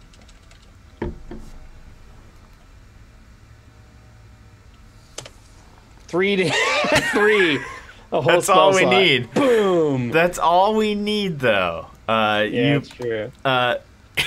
You hit it with... What's your weapon, by the way? I don't know What is my weapon? Yeah. The battle. A battle axe. Yeah, you hit it with it. While it's sticking out of him, it doesn't feel like, he's going to die. You just send a little radiant holy energy out through the blade to finish the job. Cool. And that ends the encounter phase, which means that from that encounter, we get 2d20 plus 40 gold. Wow, that should be a lot. 58 gold, Jeremy, if you want to. Yeah, so plus 58. After our winnings, that's going to bring us up to 743. Wow. Next quest, we should have a lot of gold. By the way, I really, really thought we were going to get 2 to 3 quests done tonight. We're only going to get 1 before we have to call it.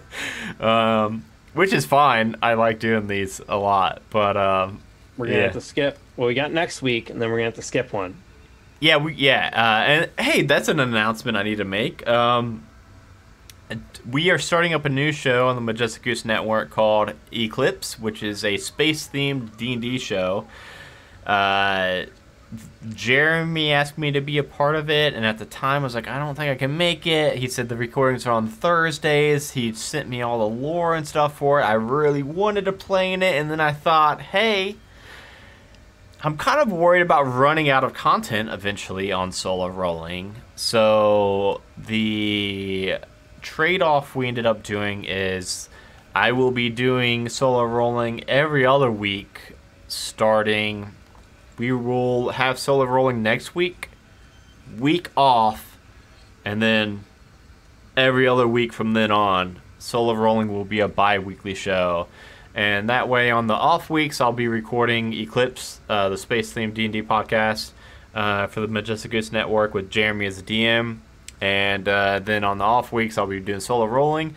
That way, I don't have to worry about running out of content for solo rolling because there's definitely still some more solo adventures out there. Paul's got a couple more I need to run. I am running out of Paul's work. Paul, I'm looking at you. I am needing some more adventures from you because I'm dang near all out of your adventures. I do know Randall just came out with 8 Petals Argent Part 2. Which, Zoltar, I know you played Part 1, so if you haven't yet picked up Part 2, it's out now. I'm really excited to get that started. But yeah, oh no, Paul, I definitely get, I understand that these solo adventures seem like, to me, it seems like they would take so much more time to write than even a regular adventure, just because... I agree. I've right? written 4 adventures. I have published 4 adventures. Well, I've written 3. I'm about to publish the 4th one. I agree. This seems so much more technical. They're hundreds of pages. Is impressive, Paul. What you've done is impressive. Randall, I need to check out your stuff. I see you in chat, but I haven't seen it yet. But Paul, what I have seen is pretty cool. I gotta say, like 8 Petals Argent Part 1 was like 250 pages. Or something like that. Like, it is crazy how much work goes into it. So I'm not saying like, hey, you guys need to work faster or anything. I'm just saying this way it's kind of a win-win situation. Unfortunately, I won't get to do as many solo adventures, but it will stretch out the life of the show before I'm like running out of content. So and I'd like to add, we will try to line up the release schedule. So even though you're missing out on this, you will get that episode of Eclipse on Thursday coming out that same week. So we can do Thursday release. We can figure that out, but we'll definitely get you some entertainment that week. Randall just said book 2 is 515 pages. Book 1 was 430 pages. It was like a... Jeremy, I don't know if you watched 8 Petals Argent, the first one I did. It was like a 4-night event. That it took me like a month to do it. It was a big book. So yeah, these things... Is that where you were on the beach and everything? No, that was... it was when I was in like a Thieves Guild as Harry Three Fingers. Okay. I remember. Yeah, I tuned into a few of those. Okay. Sorry for the sidetrack, everybody. We have finished our encounter. We have gotten our gold. We gained 2 listeners, 2 viewers since we started talking about random things. Yeah, which is cool. Oh, we lost one. Sorry. Dang it! They got bored of us not playing. Clancy, damn it, Clancy. Okay, so now we up the threat. The threat will be 4. If the players have not reached the orc camp, we did reach... Oh, Jeremy, if we wouldn't have found this in time, Tarek would have been beyond reach. And we would have failed. Good. Ooh. Whoa. Well, let's go destroy... Well, not destroy him. Let's go capture him. If the characters have reached orc camp location, Tarek spawns. Whoa. 1 character makes a contested stealth check. with Tarek. The player may spend quest points on this to grant themselves inspiration. We don't have any quest points at the moment. Are you more sneaky than me? Sneaky? I don't know about that. I got a +1. That might be more sneaky than me. Let me see. What kind of character is Tarek? I've got +1, but disadvantage. Tarek is an orc. Okay. Do you have disadvantage on stealth? I do not. Then you do your stealth. Okay. Here's a Tarek for you. Oh, did you already summon him? Oh, no, here he is. Oh, yeah.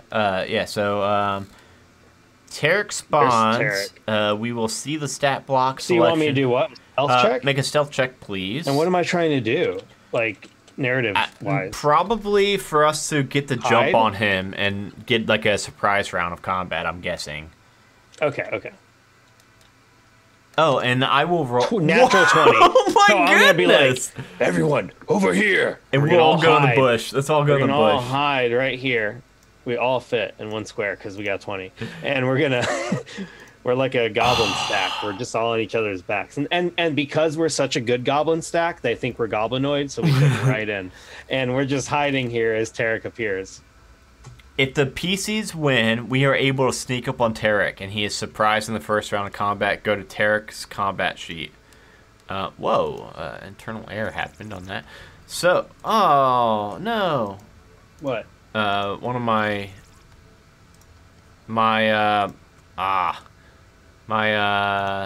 got Tarek. Tarek the Ruthless. My whole shit stopped. Hold on. All right, so Tarek the Ruthless. Oh, man. Is it bad? Well, his armor is not as good as most of the goblins, so I suppose he's a little cocky, but he's definitely beefy everywhere else. Okay, my whole Adobe crashed. Oh, so first of all, he spawns at the lower part of the map. Okay. We have to remember we're not goblinoid, and he is. So we need to make sure we're doing that. The whole disadvantage thing. Wait, are orcs? No, he's an orc, right? But those are goblinoids, aren't they? I do not know. No, they're not. They're orc. I think it makes sense, though, that he wouldn't, they wouldn't be jumping on him. That's true. What do you think, Paul? What do you think? I think an orc might be goblinoid. I don't know. Well, it used to be, but then they made it its own race. In 5th edition. Damn 5th edition. Yeah, it's meant to hamper you. Okay. We'll just assume that makes sense. That he's like the leader here, so they would... Yeah. Cool.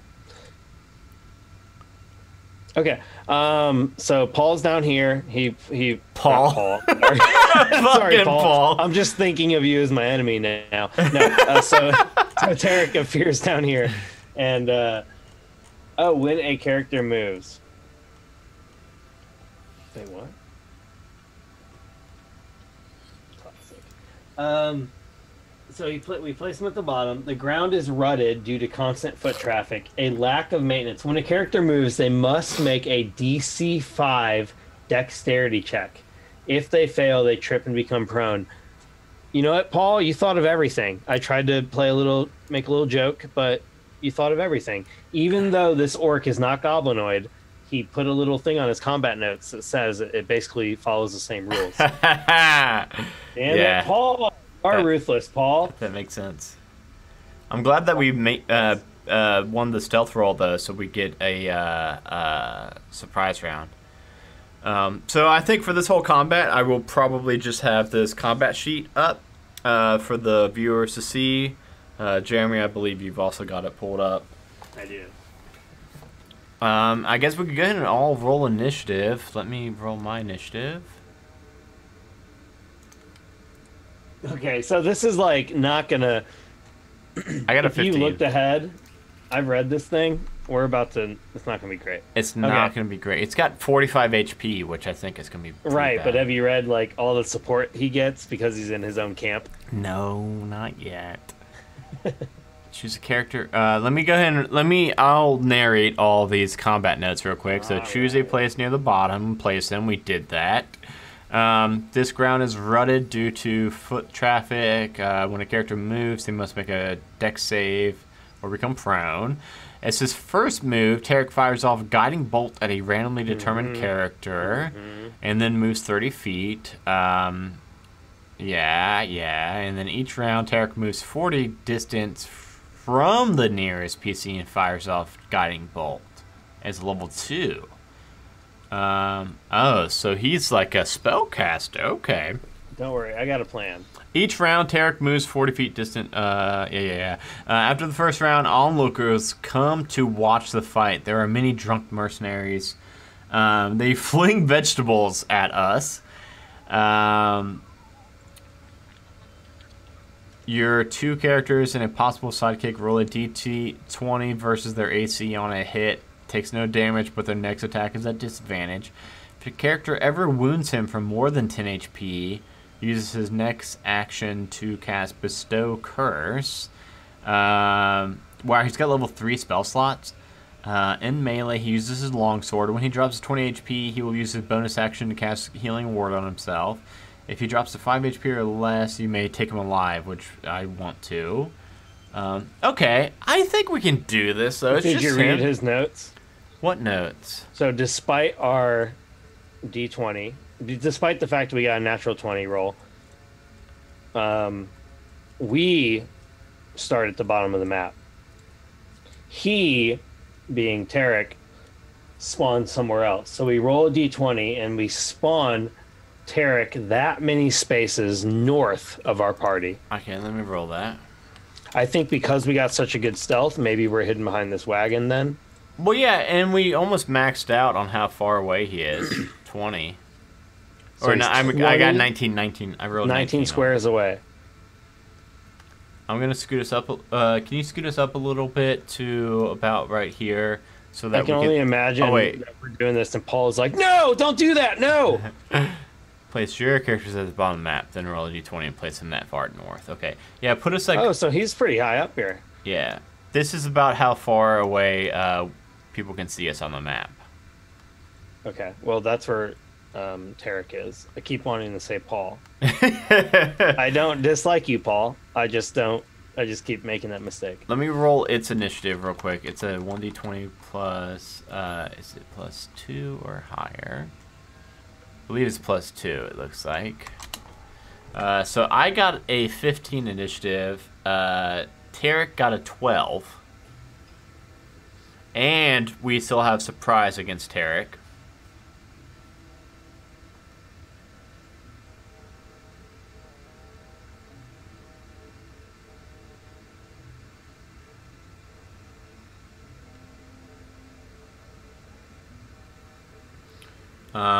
So we just need Shauna and Chris. So every time someone buys his book and they play through this, do they get like a little mini Paul that comes with it?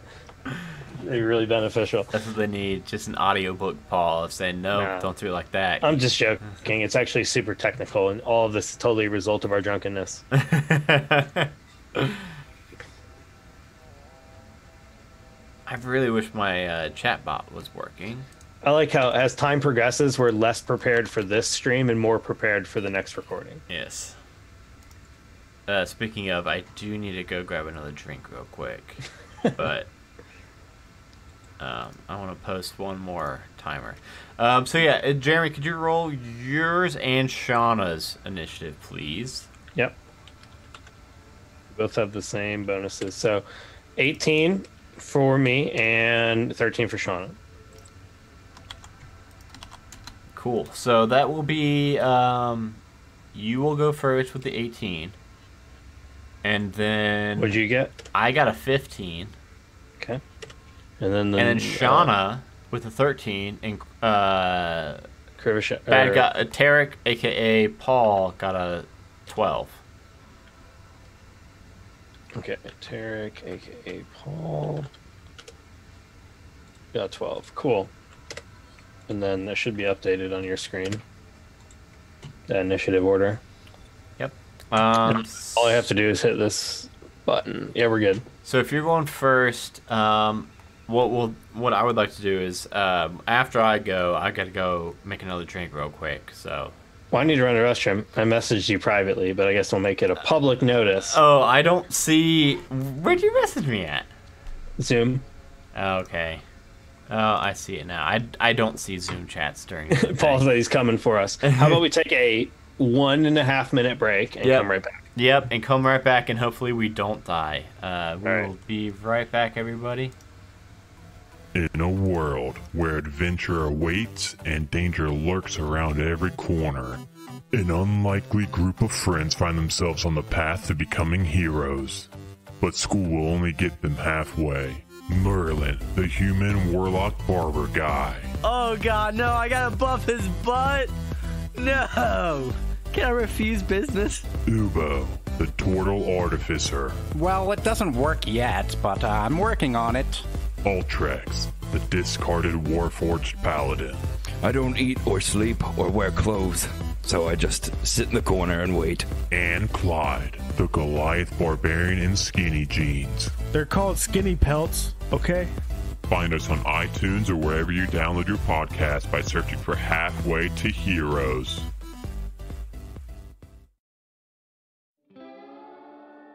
Yeehaw! Welcome everybody to Shitty Cowboys. What in tarnation is Shitty Cowboys? We're an actual play Dungeons & Dragons bi-weekly Twitch stream and podcast set in the West Hollow setting. That's right, it's Dungeons and Dragons and Cowboys. What else more could you ask for? Follow Sean Marston and Jambalaya Pendergrass as they travel across West Hollow and get into some cowboy trouble. Find us on Twitch at twitch.tv/OneShotOnslaught every other Saturday at 6 p.m. Eastern Standard Time and every other Wednesday wherever you get your podcast. Now go on, get to subscribing.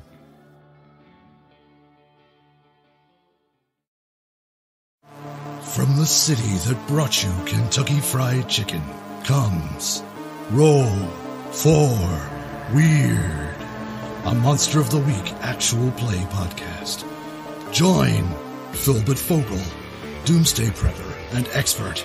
I mean, I'm kind of like the linchpin that's keeping everything together.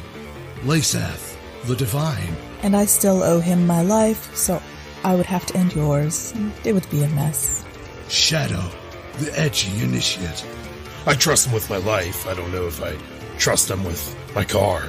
Misty Charlotte Palladino, Spellslinger. But I haven't set anything on fire that I haven't meant to set on fire.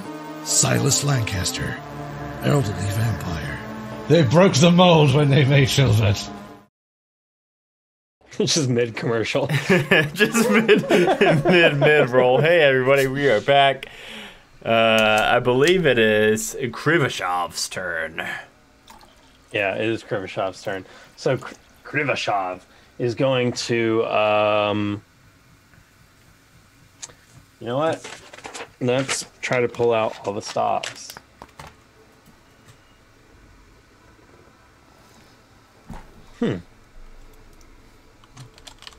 I'm looking at this, and Thunderous Smite, like, what is the purpose?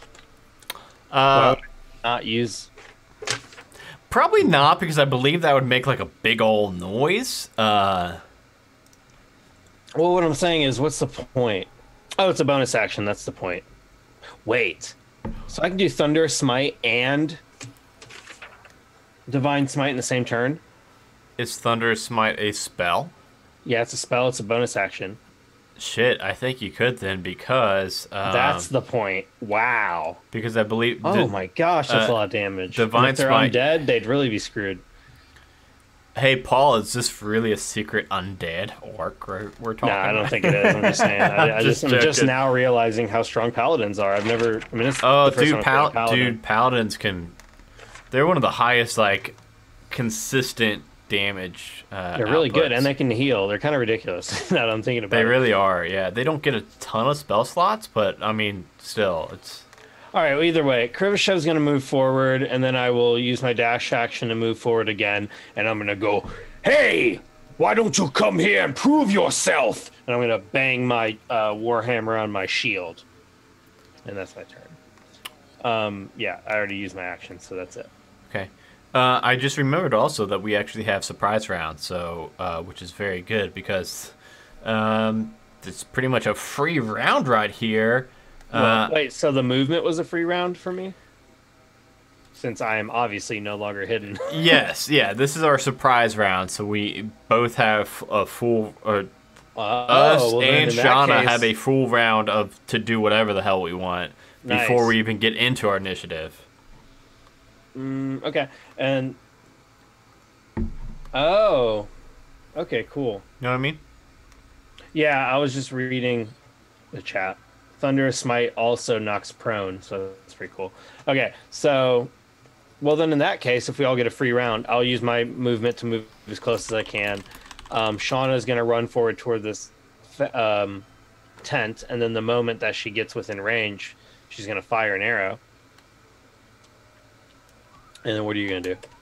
I'm going to... I forget the button to press where you can see how far you're about to move. But I'm going to move probably there. I think that's probably about 30 feet. And then... Wait. Let's roll a d20 and see that we can move. Oh, it's not to see if we can move. It's to see if a bunch of goblins are going to jump up on us and give us disadvantage. Oh, you're right. It's whenever you make an attack. No, when a character moves, make a DC 5 Dex check, or else we trip and become prone. Oh, I thought it was a bunch of goblins trying to jump up on. I succeeded, so I'm going to run up. I succeeded. Shauna also barely succeeded. Wow. Okay, so, and then from there, I am going to... I see that this is Tarek, obviously. So now I'm not going to pull out any of the stops. I am going to cast Guiding Bolt on Tarek. For a 12. Oh no, it's going to miss! I underhand again, and the bolt of light just arcs above his head and falls. And as it hits the ground behind him, the dirt and the sand, it just like splashes like a water balloon. And I just look embarrassed. And that's it. But luckily, that was our surprise round. So all three of us moved. Did Shauna want to take a shot? Yeah, I think Shauna's going to take a shot. And 21 to hit. Yes, indeed. We're looking for a 14. It's actually supposed to be a +3, so 8 damage. 8 damage. Okay, cool. Yeah, I just hit the wrong I'll key. keep track of the HP. So that's going to be 45 minus 8 is, of course, everybody knows 37. Right? I think. Okay, cool. And then we go back up to the top of the initiative order because Tarek, a.k.a. Paul, does not get a turn during the surprise round. So Kriv will run forward. Kriv will roll a d20 to make sure he doesn't trip first. Well, at least it's a dexterity check, so we do get to add some bonuses to it. Yeah. Which is better than just a d20. Which I appreciate. Thanks, Paul. Roll 1d20. 9! Nice. Oh, no, mind. I was thinking 10 in my mind. Okay, cool. Successful. It seems I am also ready for that show, Danny. I'm going to...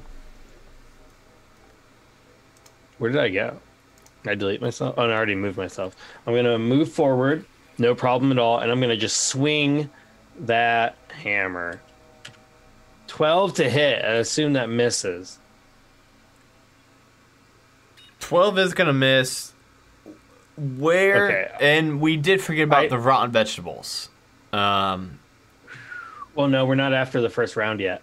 Well... It's after his first move, right? The ground is rutted. Paul said top of the order.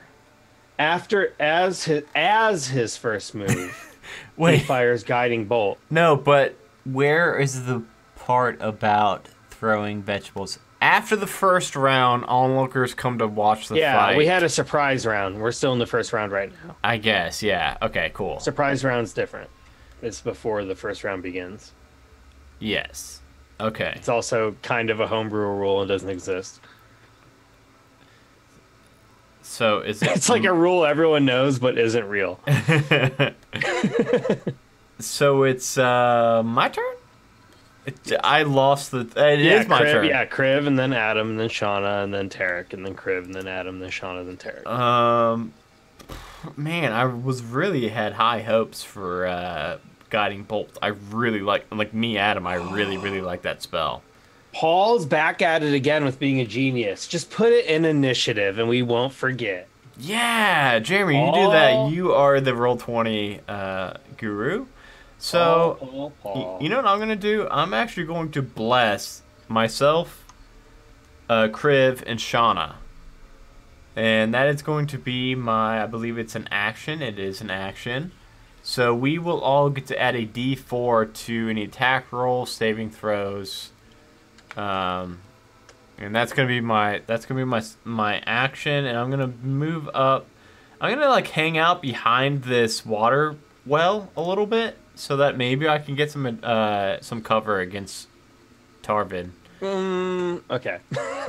But yes, you, me, and Shauna all have bless right now. Okay. Yeah, I mean, I know I'm on our team and all, but I think you only have half cover. Oh, yeah. I wasn't expecting a full cover or anything. Okay. I think it's funny when a whole bunch of forever DMs play D&D as players, because we're all like, well, let's screw ourselves over by playing by the rules. Okay. Shauna's turn. And Shauna's got bless. Okay. Well, Shauna's going to just move up a little bit, but between these two tents to make sure she still, got some coverage. And she's going to go ahead and fire that. So what's blessed? One additional D4? Yes. As long as I don't break concentration, which I don't think I've ever had my players ever roll concentration rolls because I never remember it. So if somebody else could. No, concentration is important. It's really important. 24. Oh, that just misses. JK. It's going to hit. Shauna's going to cover. Shauna's going to carry us the whole way. Shauna with the carry. 6 damage.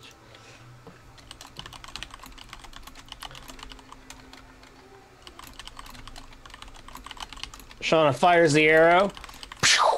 It hits Tarek. I like to believe in my mind's eye that since we had this surprise round, that this was actually the first moment Tarek realized where we are, is the moment Shauna hit him with this arrow.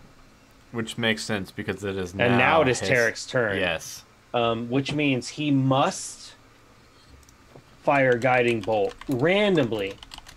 So I will roll a D3. Randomly. It'll one. make sense if he hits Tasha or Shauna. Well, it's me 1, you 2, and Shauna 3. Okay. So me. He shoots you. Yeah. So I suppose even though Shauna hits him, it's like at that point he becomes alert that he's being targeted, and he notices you just hiding behind this well. And his is +4 to hit. But you have advantage, right? Because you have half cover. You don't get advantage. You get plus to your AC, but it doesn't do shit all. It gets a fucking nat 20. What's going on tonight? So many nat 20s and nat 1s. That's gonna fuck me up. I feel like this is Paul's doing. But damn it, Paul! Paul, what are you doing? So that's gonna be 5d6. 20. Double damage guiding bolt. Zoltar just really hit me with the reality of the situation. Yeah. They're determined to not have a show next week. We are, because I'm down. Ooh, I had 19 HP. Okay. And you're at the well? I'm at the well, and I need somebody to force feed me a healing potion, please. I got you. Okay. You're a paladin. You don't need to do that. Yeah. You fucking... I got lay on hands and cure wounds. Holy shit! I thought we were gonna stomp out Tarek, aka Paul. To be honest, I don't know. We're both healers. Oof. They're all touch actions, but we are. Okay. Anything else? Paul. I like how we just replaced Tarek with Paul. Oh yeah, hey chat, anybody that has enough chat points, you can cast Cure Wounds on me, and then fucking You also summon lightning. Or do you not do that on here? Yes, we've got summon called lightning, and also Can I call lightning? I got like 40,000 points. Oh wait, I see Danny and Tanya cast Cure Wounds. Oh my goodness. What? Thank you so much. That's big. That's too big. I'm trying to remember what the Cure Wounds actually does. If one of you dies, create a new character. It's all right. Our chat has us. Yeah, our chat has us. Thank you. And that's why I love playing this on stream. So 2d8. So I actually get to roll 4d8. 17. I'm almost I like fucking spring back up. Like, oh. You gain 17 health? Yes. Oh, man. Thank you, chat. Come on, chat. Come on, chat. It's a little OP. No, shut up, Jeremy. Shut up. That's why I am a very fair person. That's my last name. Okay. I guess it's still Kriv's turn, or did I just forget to change the initiative?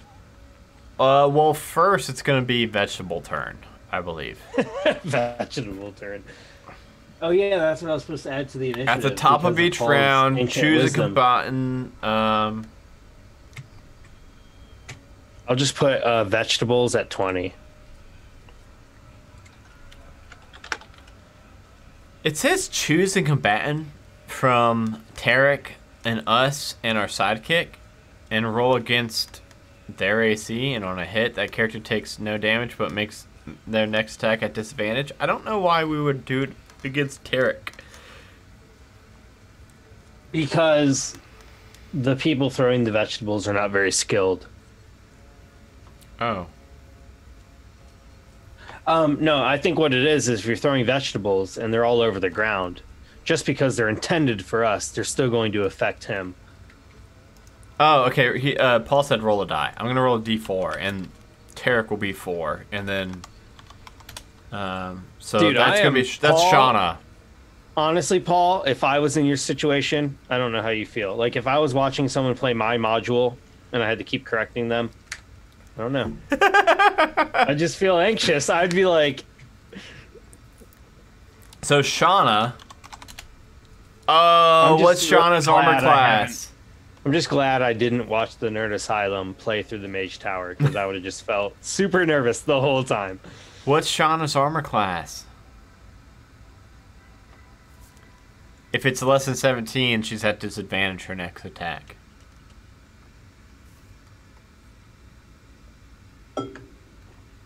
Shauna? Wait, you said she gets plus 17? No, she's going to be at disadvantage if her armor class is below 17. What I thought in my mind. I was like, why would she get plus 17? Okay. That's not good. 5? Okay, so she's going to have disadvantage her next attack. So, now we are to Kriv. Kriv, please kill this guy, Paul, a.k.a. Tarek. Yeah, I'll try. Because he killed me in one shot, or he dropped me in one shot, and that sucked. Alright, so I'm up here. You know, I figure this is the moment to just own it all. So I will use... Well, actually, let's wait. I'm going to wait until I hit, because I'm a paladin. I can do that. So 19, so I do hit. So I'm going to go ahead and cast Divine Smite and Thunderous Smite in the same turn, using all of my spell slots. So my total damage will be a 1d10 plus 3, plus 2d8, plus 2d6. Fucking paladins, man. Come on. Come on, roll good. This dude literally dropped me in one attack. We're going to do 1d10 plus 3. Then we're going to do... I'm going to do it separately so I don't mess it up. Then we're going to do a Divine Smite, which is 2d8. It's sad that my chatbot's not working. So that's 19 damage, plus an additional 2d6, which is going to be another... only 2. Wow, 2 crit ones. The natural one. So 21? Not great. Yeah, 21. Oh, that's a lot. I mean, that's a lot, but it could have been so much more. Yeah, yeah. Because I'm out of spell slots. Yeah, you just all this energy starts to go into your battle axe, and your battle axe is just like humming as you slam down on it, and he's still alive, but like just barely actually, based on his overall HP. And if it's going to be down to my turn now. I'm so mad I used my dragon breath on a goblin and missed. Yeah. Well, we do want to bring this guy alive, so I'm worried about... I don't want to hit him with, like, my guiding bolt or inflict wounds. What I'm going to do is I'm going to run up to him. You know, I have a magic item, Eyes of Charming. I can charm him. Well, I'm going to try to bonk him on the head and knock him out. And I'm blessed, so I'm feeling pretty decent about it. So you're going for non-lethal? I'm going to go for a non-lethal Warhammer attack, one-handed. That's going to be a 12, which would miss, but... Is non-lethal damage even canon? Yeah. I mean, I know every person uses it, but is it in the rules? It's not. It's not in the rules. What? It's just a thing everyone uses. What? Yeah. According to the rules, the creature dies when they hit 0 HP. And you cannot decide to deal less. We can do that. I mean, it doesn't really matter. But I'm just saying, it's interesting to know that that is just like one of those homebrew rules everyone seems to apply. Well, I happen to hit him by 1. I think his AC is 4. Yeah. So I rolled a 15 total. My bless. It's my guiding hand that lets me strike true. But now, did you hear what Paul said? What did Paul say? It's looking good, but don't forget, he's gonna heal himself next turn. Dang it! Well, unfortunately, I only did 7 points of damage, and he has got, Yeah. If characters ever wound Tarek/Paul for more than 10 HP, Tarek/Paul will use his next action to cast Bestow Curse on the nearest character. So that's gonna be his next turn then, right? Because That's actually limiting. Yeah. You are locked into that, Paul. No damage will be dealt. Well, it's gonna go down to it's gonna go down to Shauna next, and he's only got 3 HP. So Shauna's gonna kill him? Shauna, shoot him with one of your blunted arrows. Knock him out. I think Shauna's gonna kill him. No, Shauna's got those arrows with the big metal ball on the end that just knocks him out. I'm looking at Shauna. I don't know. Honestly, Shauna probably would want to kill this guy because he burned her village down. Shauna, unnatural 20. Shauna's gonna kill him. Have Shauna kill him. I don't even care. Go on, Shauna. So how much health does he have left? He's got 3, so I mean he's dead, right? It's a +3. Yeah, it's a +1d6 +3. Yeah, so he's dead. Shauna aims to kill 4 damage. The literal minimum. But it's so close. He's dead. And I kind of like that. I kind of think that, I mean, think about it. This guy wrecked her whole village. So she's mad. She doesn't want to take him alive. She just aims to kill. Shoots him right between the eyes. That's good. And then, when you have reached the final location and Tarek is defeated, we gain 400 GP. Wait, oh my gosh, I am so glad. I am so glad for Sash right now. I am already in melee distance. I will reach down and cast Spare the Dying. Oh, that's Sabai that mentioned that. Do you have Spare the Dying? I should. Spare the Dying. I should. I should. No, I'm looking at my sheet because remember, like, I lost it. So I was just like, oh yeah, I remember the character I played. You know what? I don't have it. Ah, sorry, Sabai. I don't think I took it because I didn't think it would come in handy. Unless Sabai, you came in with the win, but I failed. Yeah. Unless I do a med check. Yeah. Med check. Med check. If it's dead, it's dead. I don't know. Well, med check. Let's see what Sabai... We're going to let Sabai have this. So, We lost. We failed. We killed him. But Sabai deserves this. This chance. And I got a 6. Sorry, they died. I'll do one too, because I'm pretty good at missing. I could run up and stabilize Paul. How arrogant of me to think, like, I'm a paladin. If I couldn't do it, a cleric couldn't. Yeah, and then knock you aside and stabilize him. So, Jeremy, the party gains 400 gold. Wow, 1,043. As I stabilize Tarek.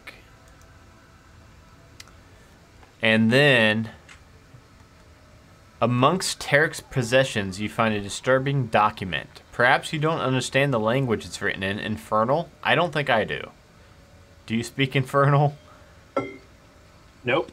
But you understand enough to perceive that this is a contract of some sort. The markings glow in a volatile energy, and even beholding their twisted form is painful, as if enough word is like a knife into your soul.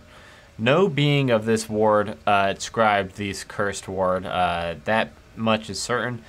Had Tarek done some kind of deal with the dark forces, then you find a small note in the orc's pockets. It reads, "Visit Sage Shardaz in the city of Masmurder.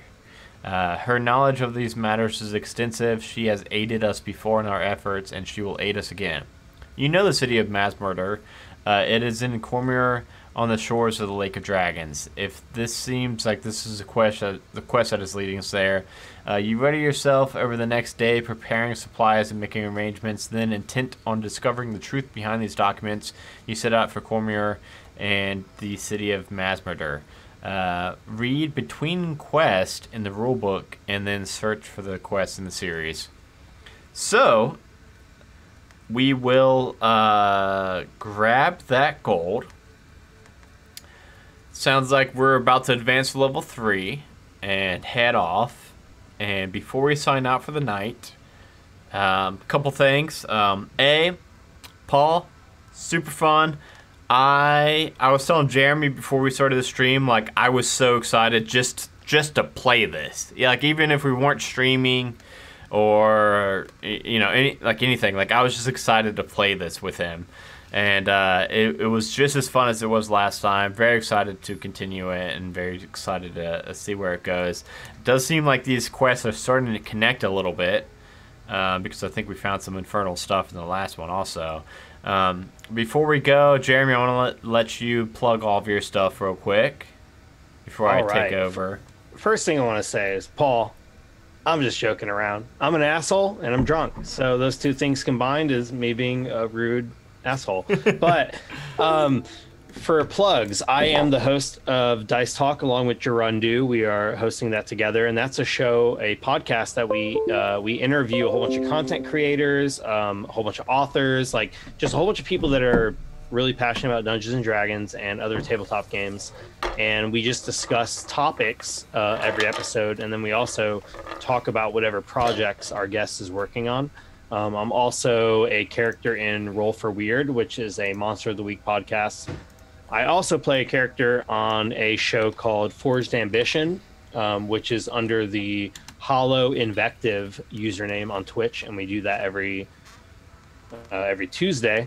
And then pretty soon here, I'm going to be releasing Eclipse, which we alluded to earlier, which is D&D, but it's in space. So that's sci-fi mixed with fantasy, and we're going to have a lot of fun with that. Adam's part of the cast. We also have a lot of great other cast members from the Nerd Asylum and from Dice Chronicles and just a few different places. We're just trying to really, interact with as many different D&D communities as possible. But overall, you can find me on Instagram or Twitter as Dice Talk. And that's all I have to plug today.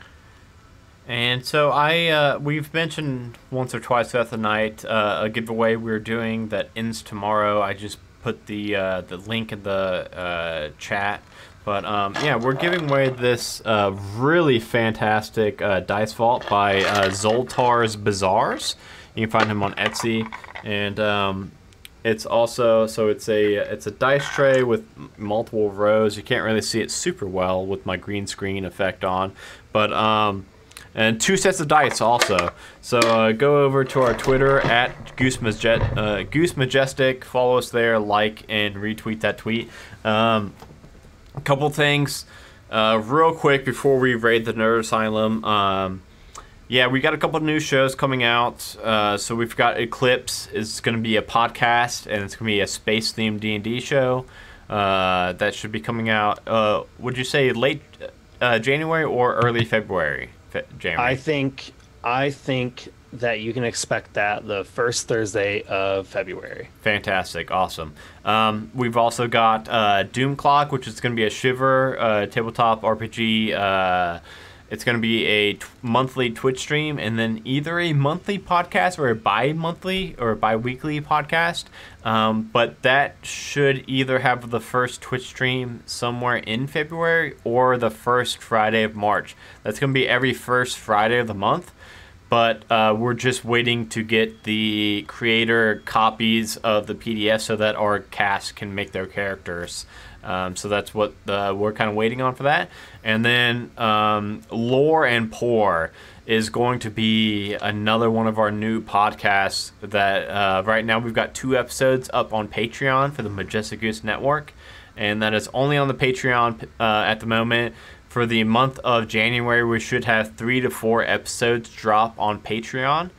And then in February 1st, actually, it's going to be a Monday show. Every other Monday, we will start releasing those episodes. So we should have 3 to 4 episodes to release. So Patreon, you can get, for $1, you can get 2 episodes right now. And then this episode with Jeremy should go up within the week on Patreon. So you can go to patreon.com/majesticgoose and sign up for as low as $1 to support all of the shows on the network and also to get a lot of really cool bonus content. And I believe that is all I've really got to plug at the moment, and we are about to raid the Nerd Asylum. Joe from the Nerd Asylum is going to be on our show Doom Clock, which is our Shiver podcast / stream that's going to be coming up soon.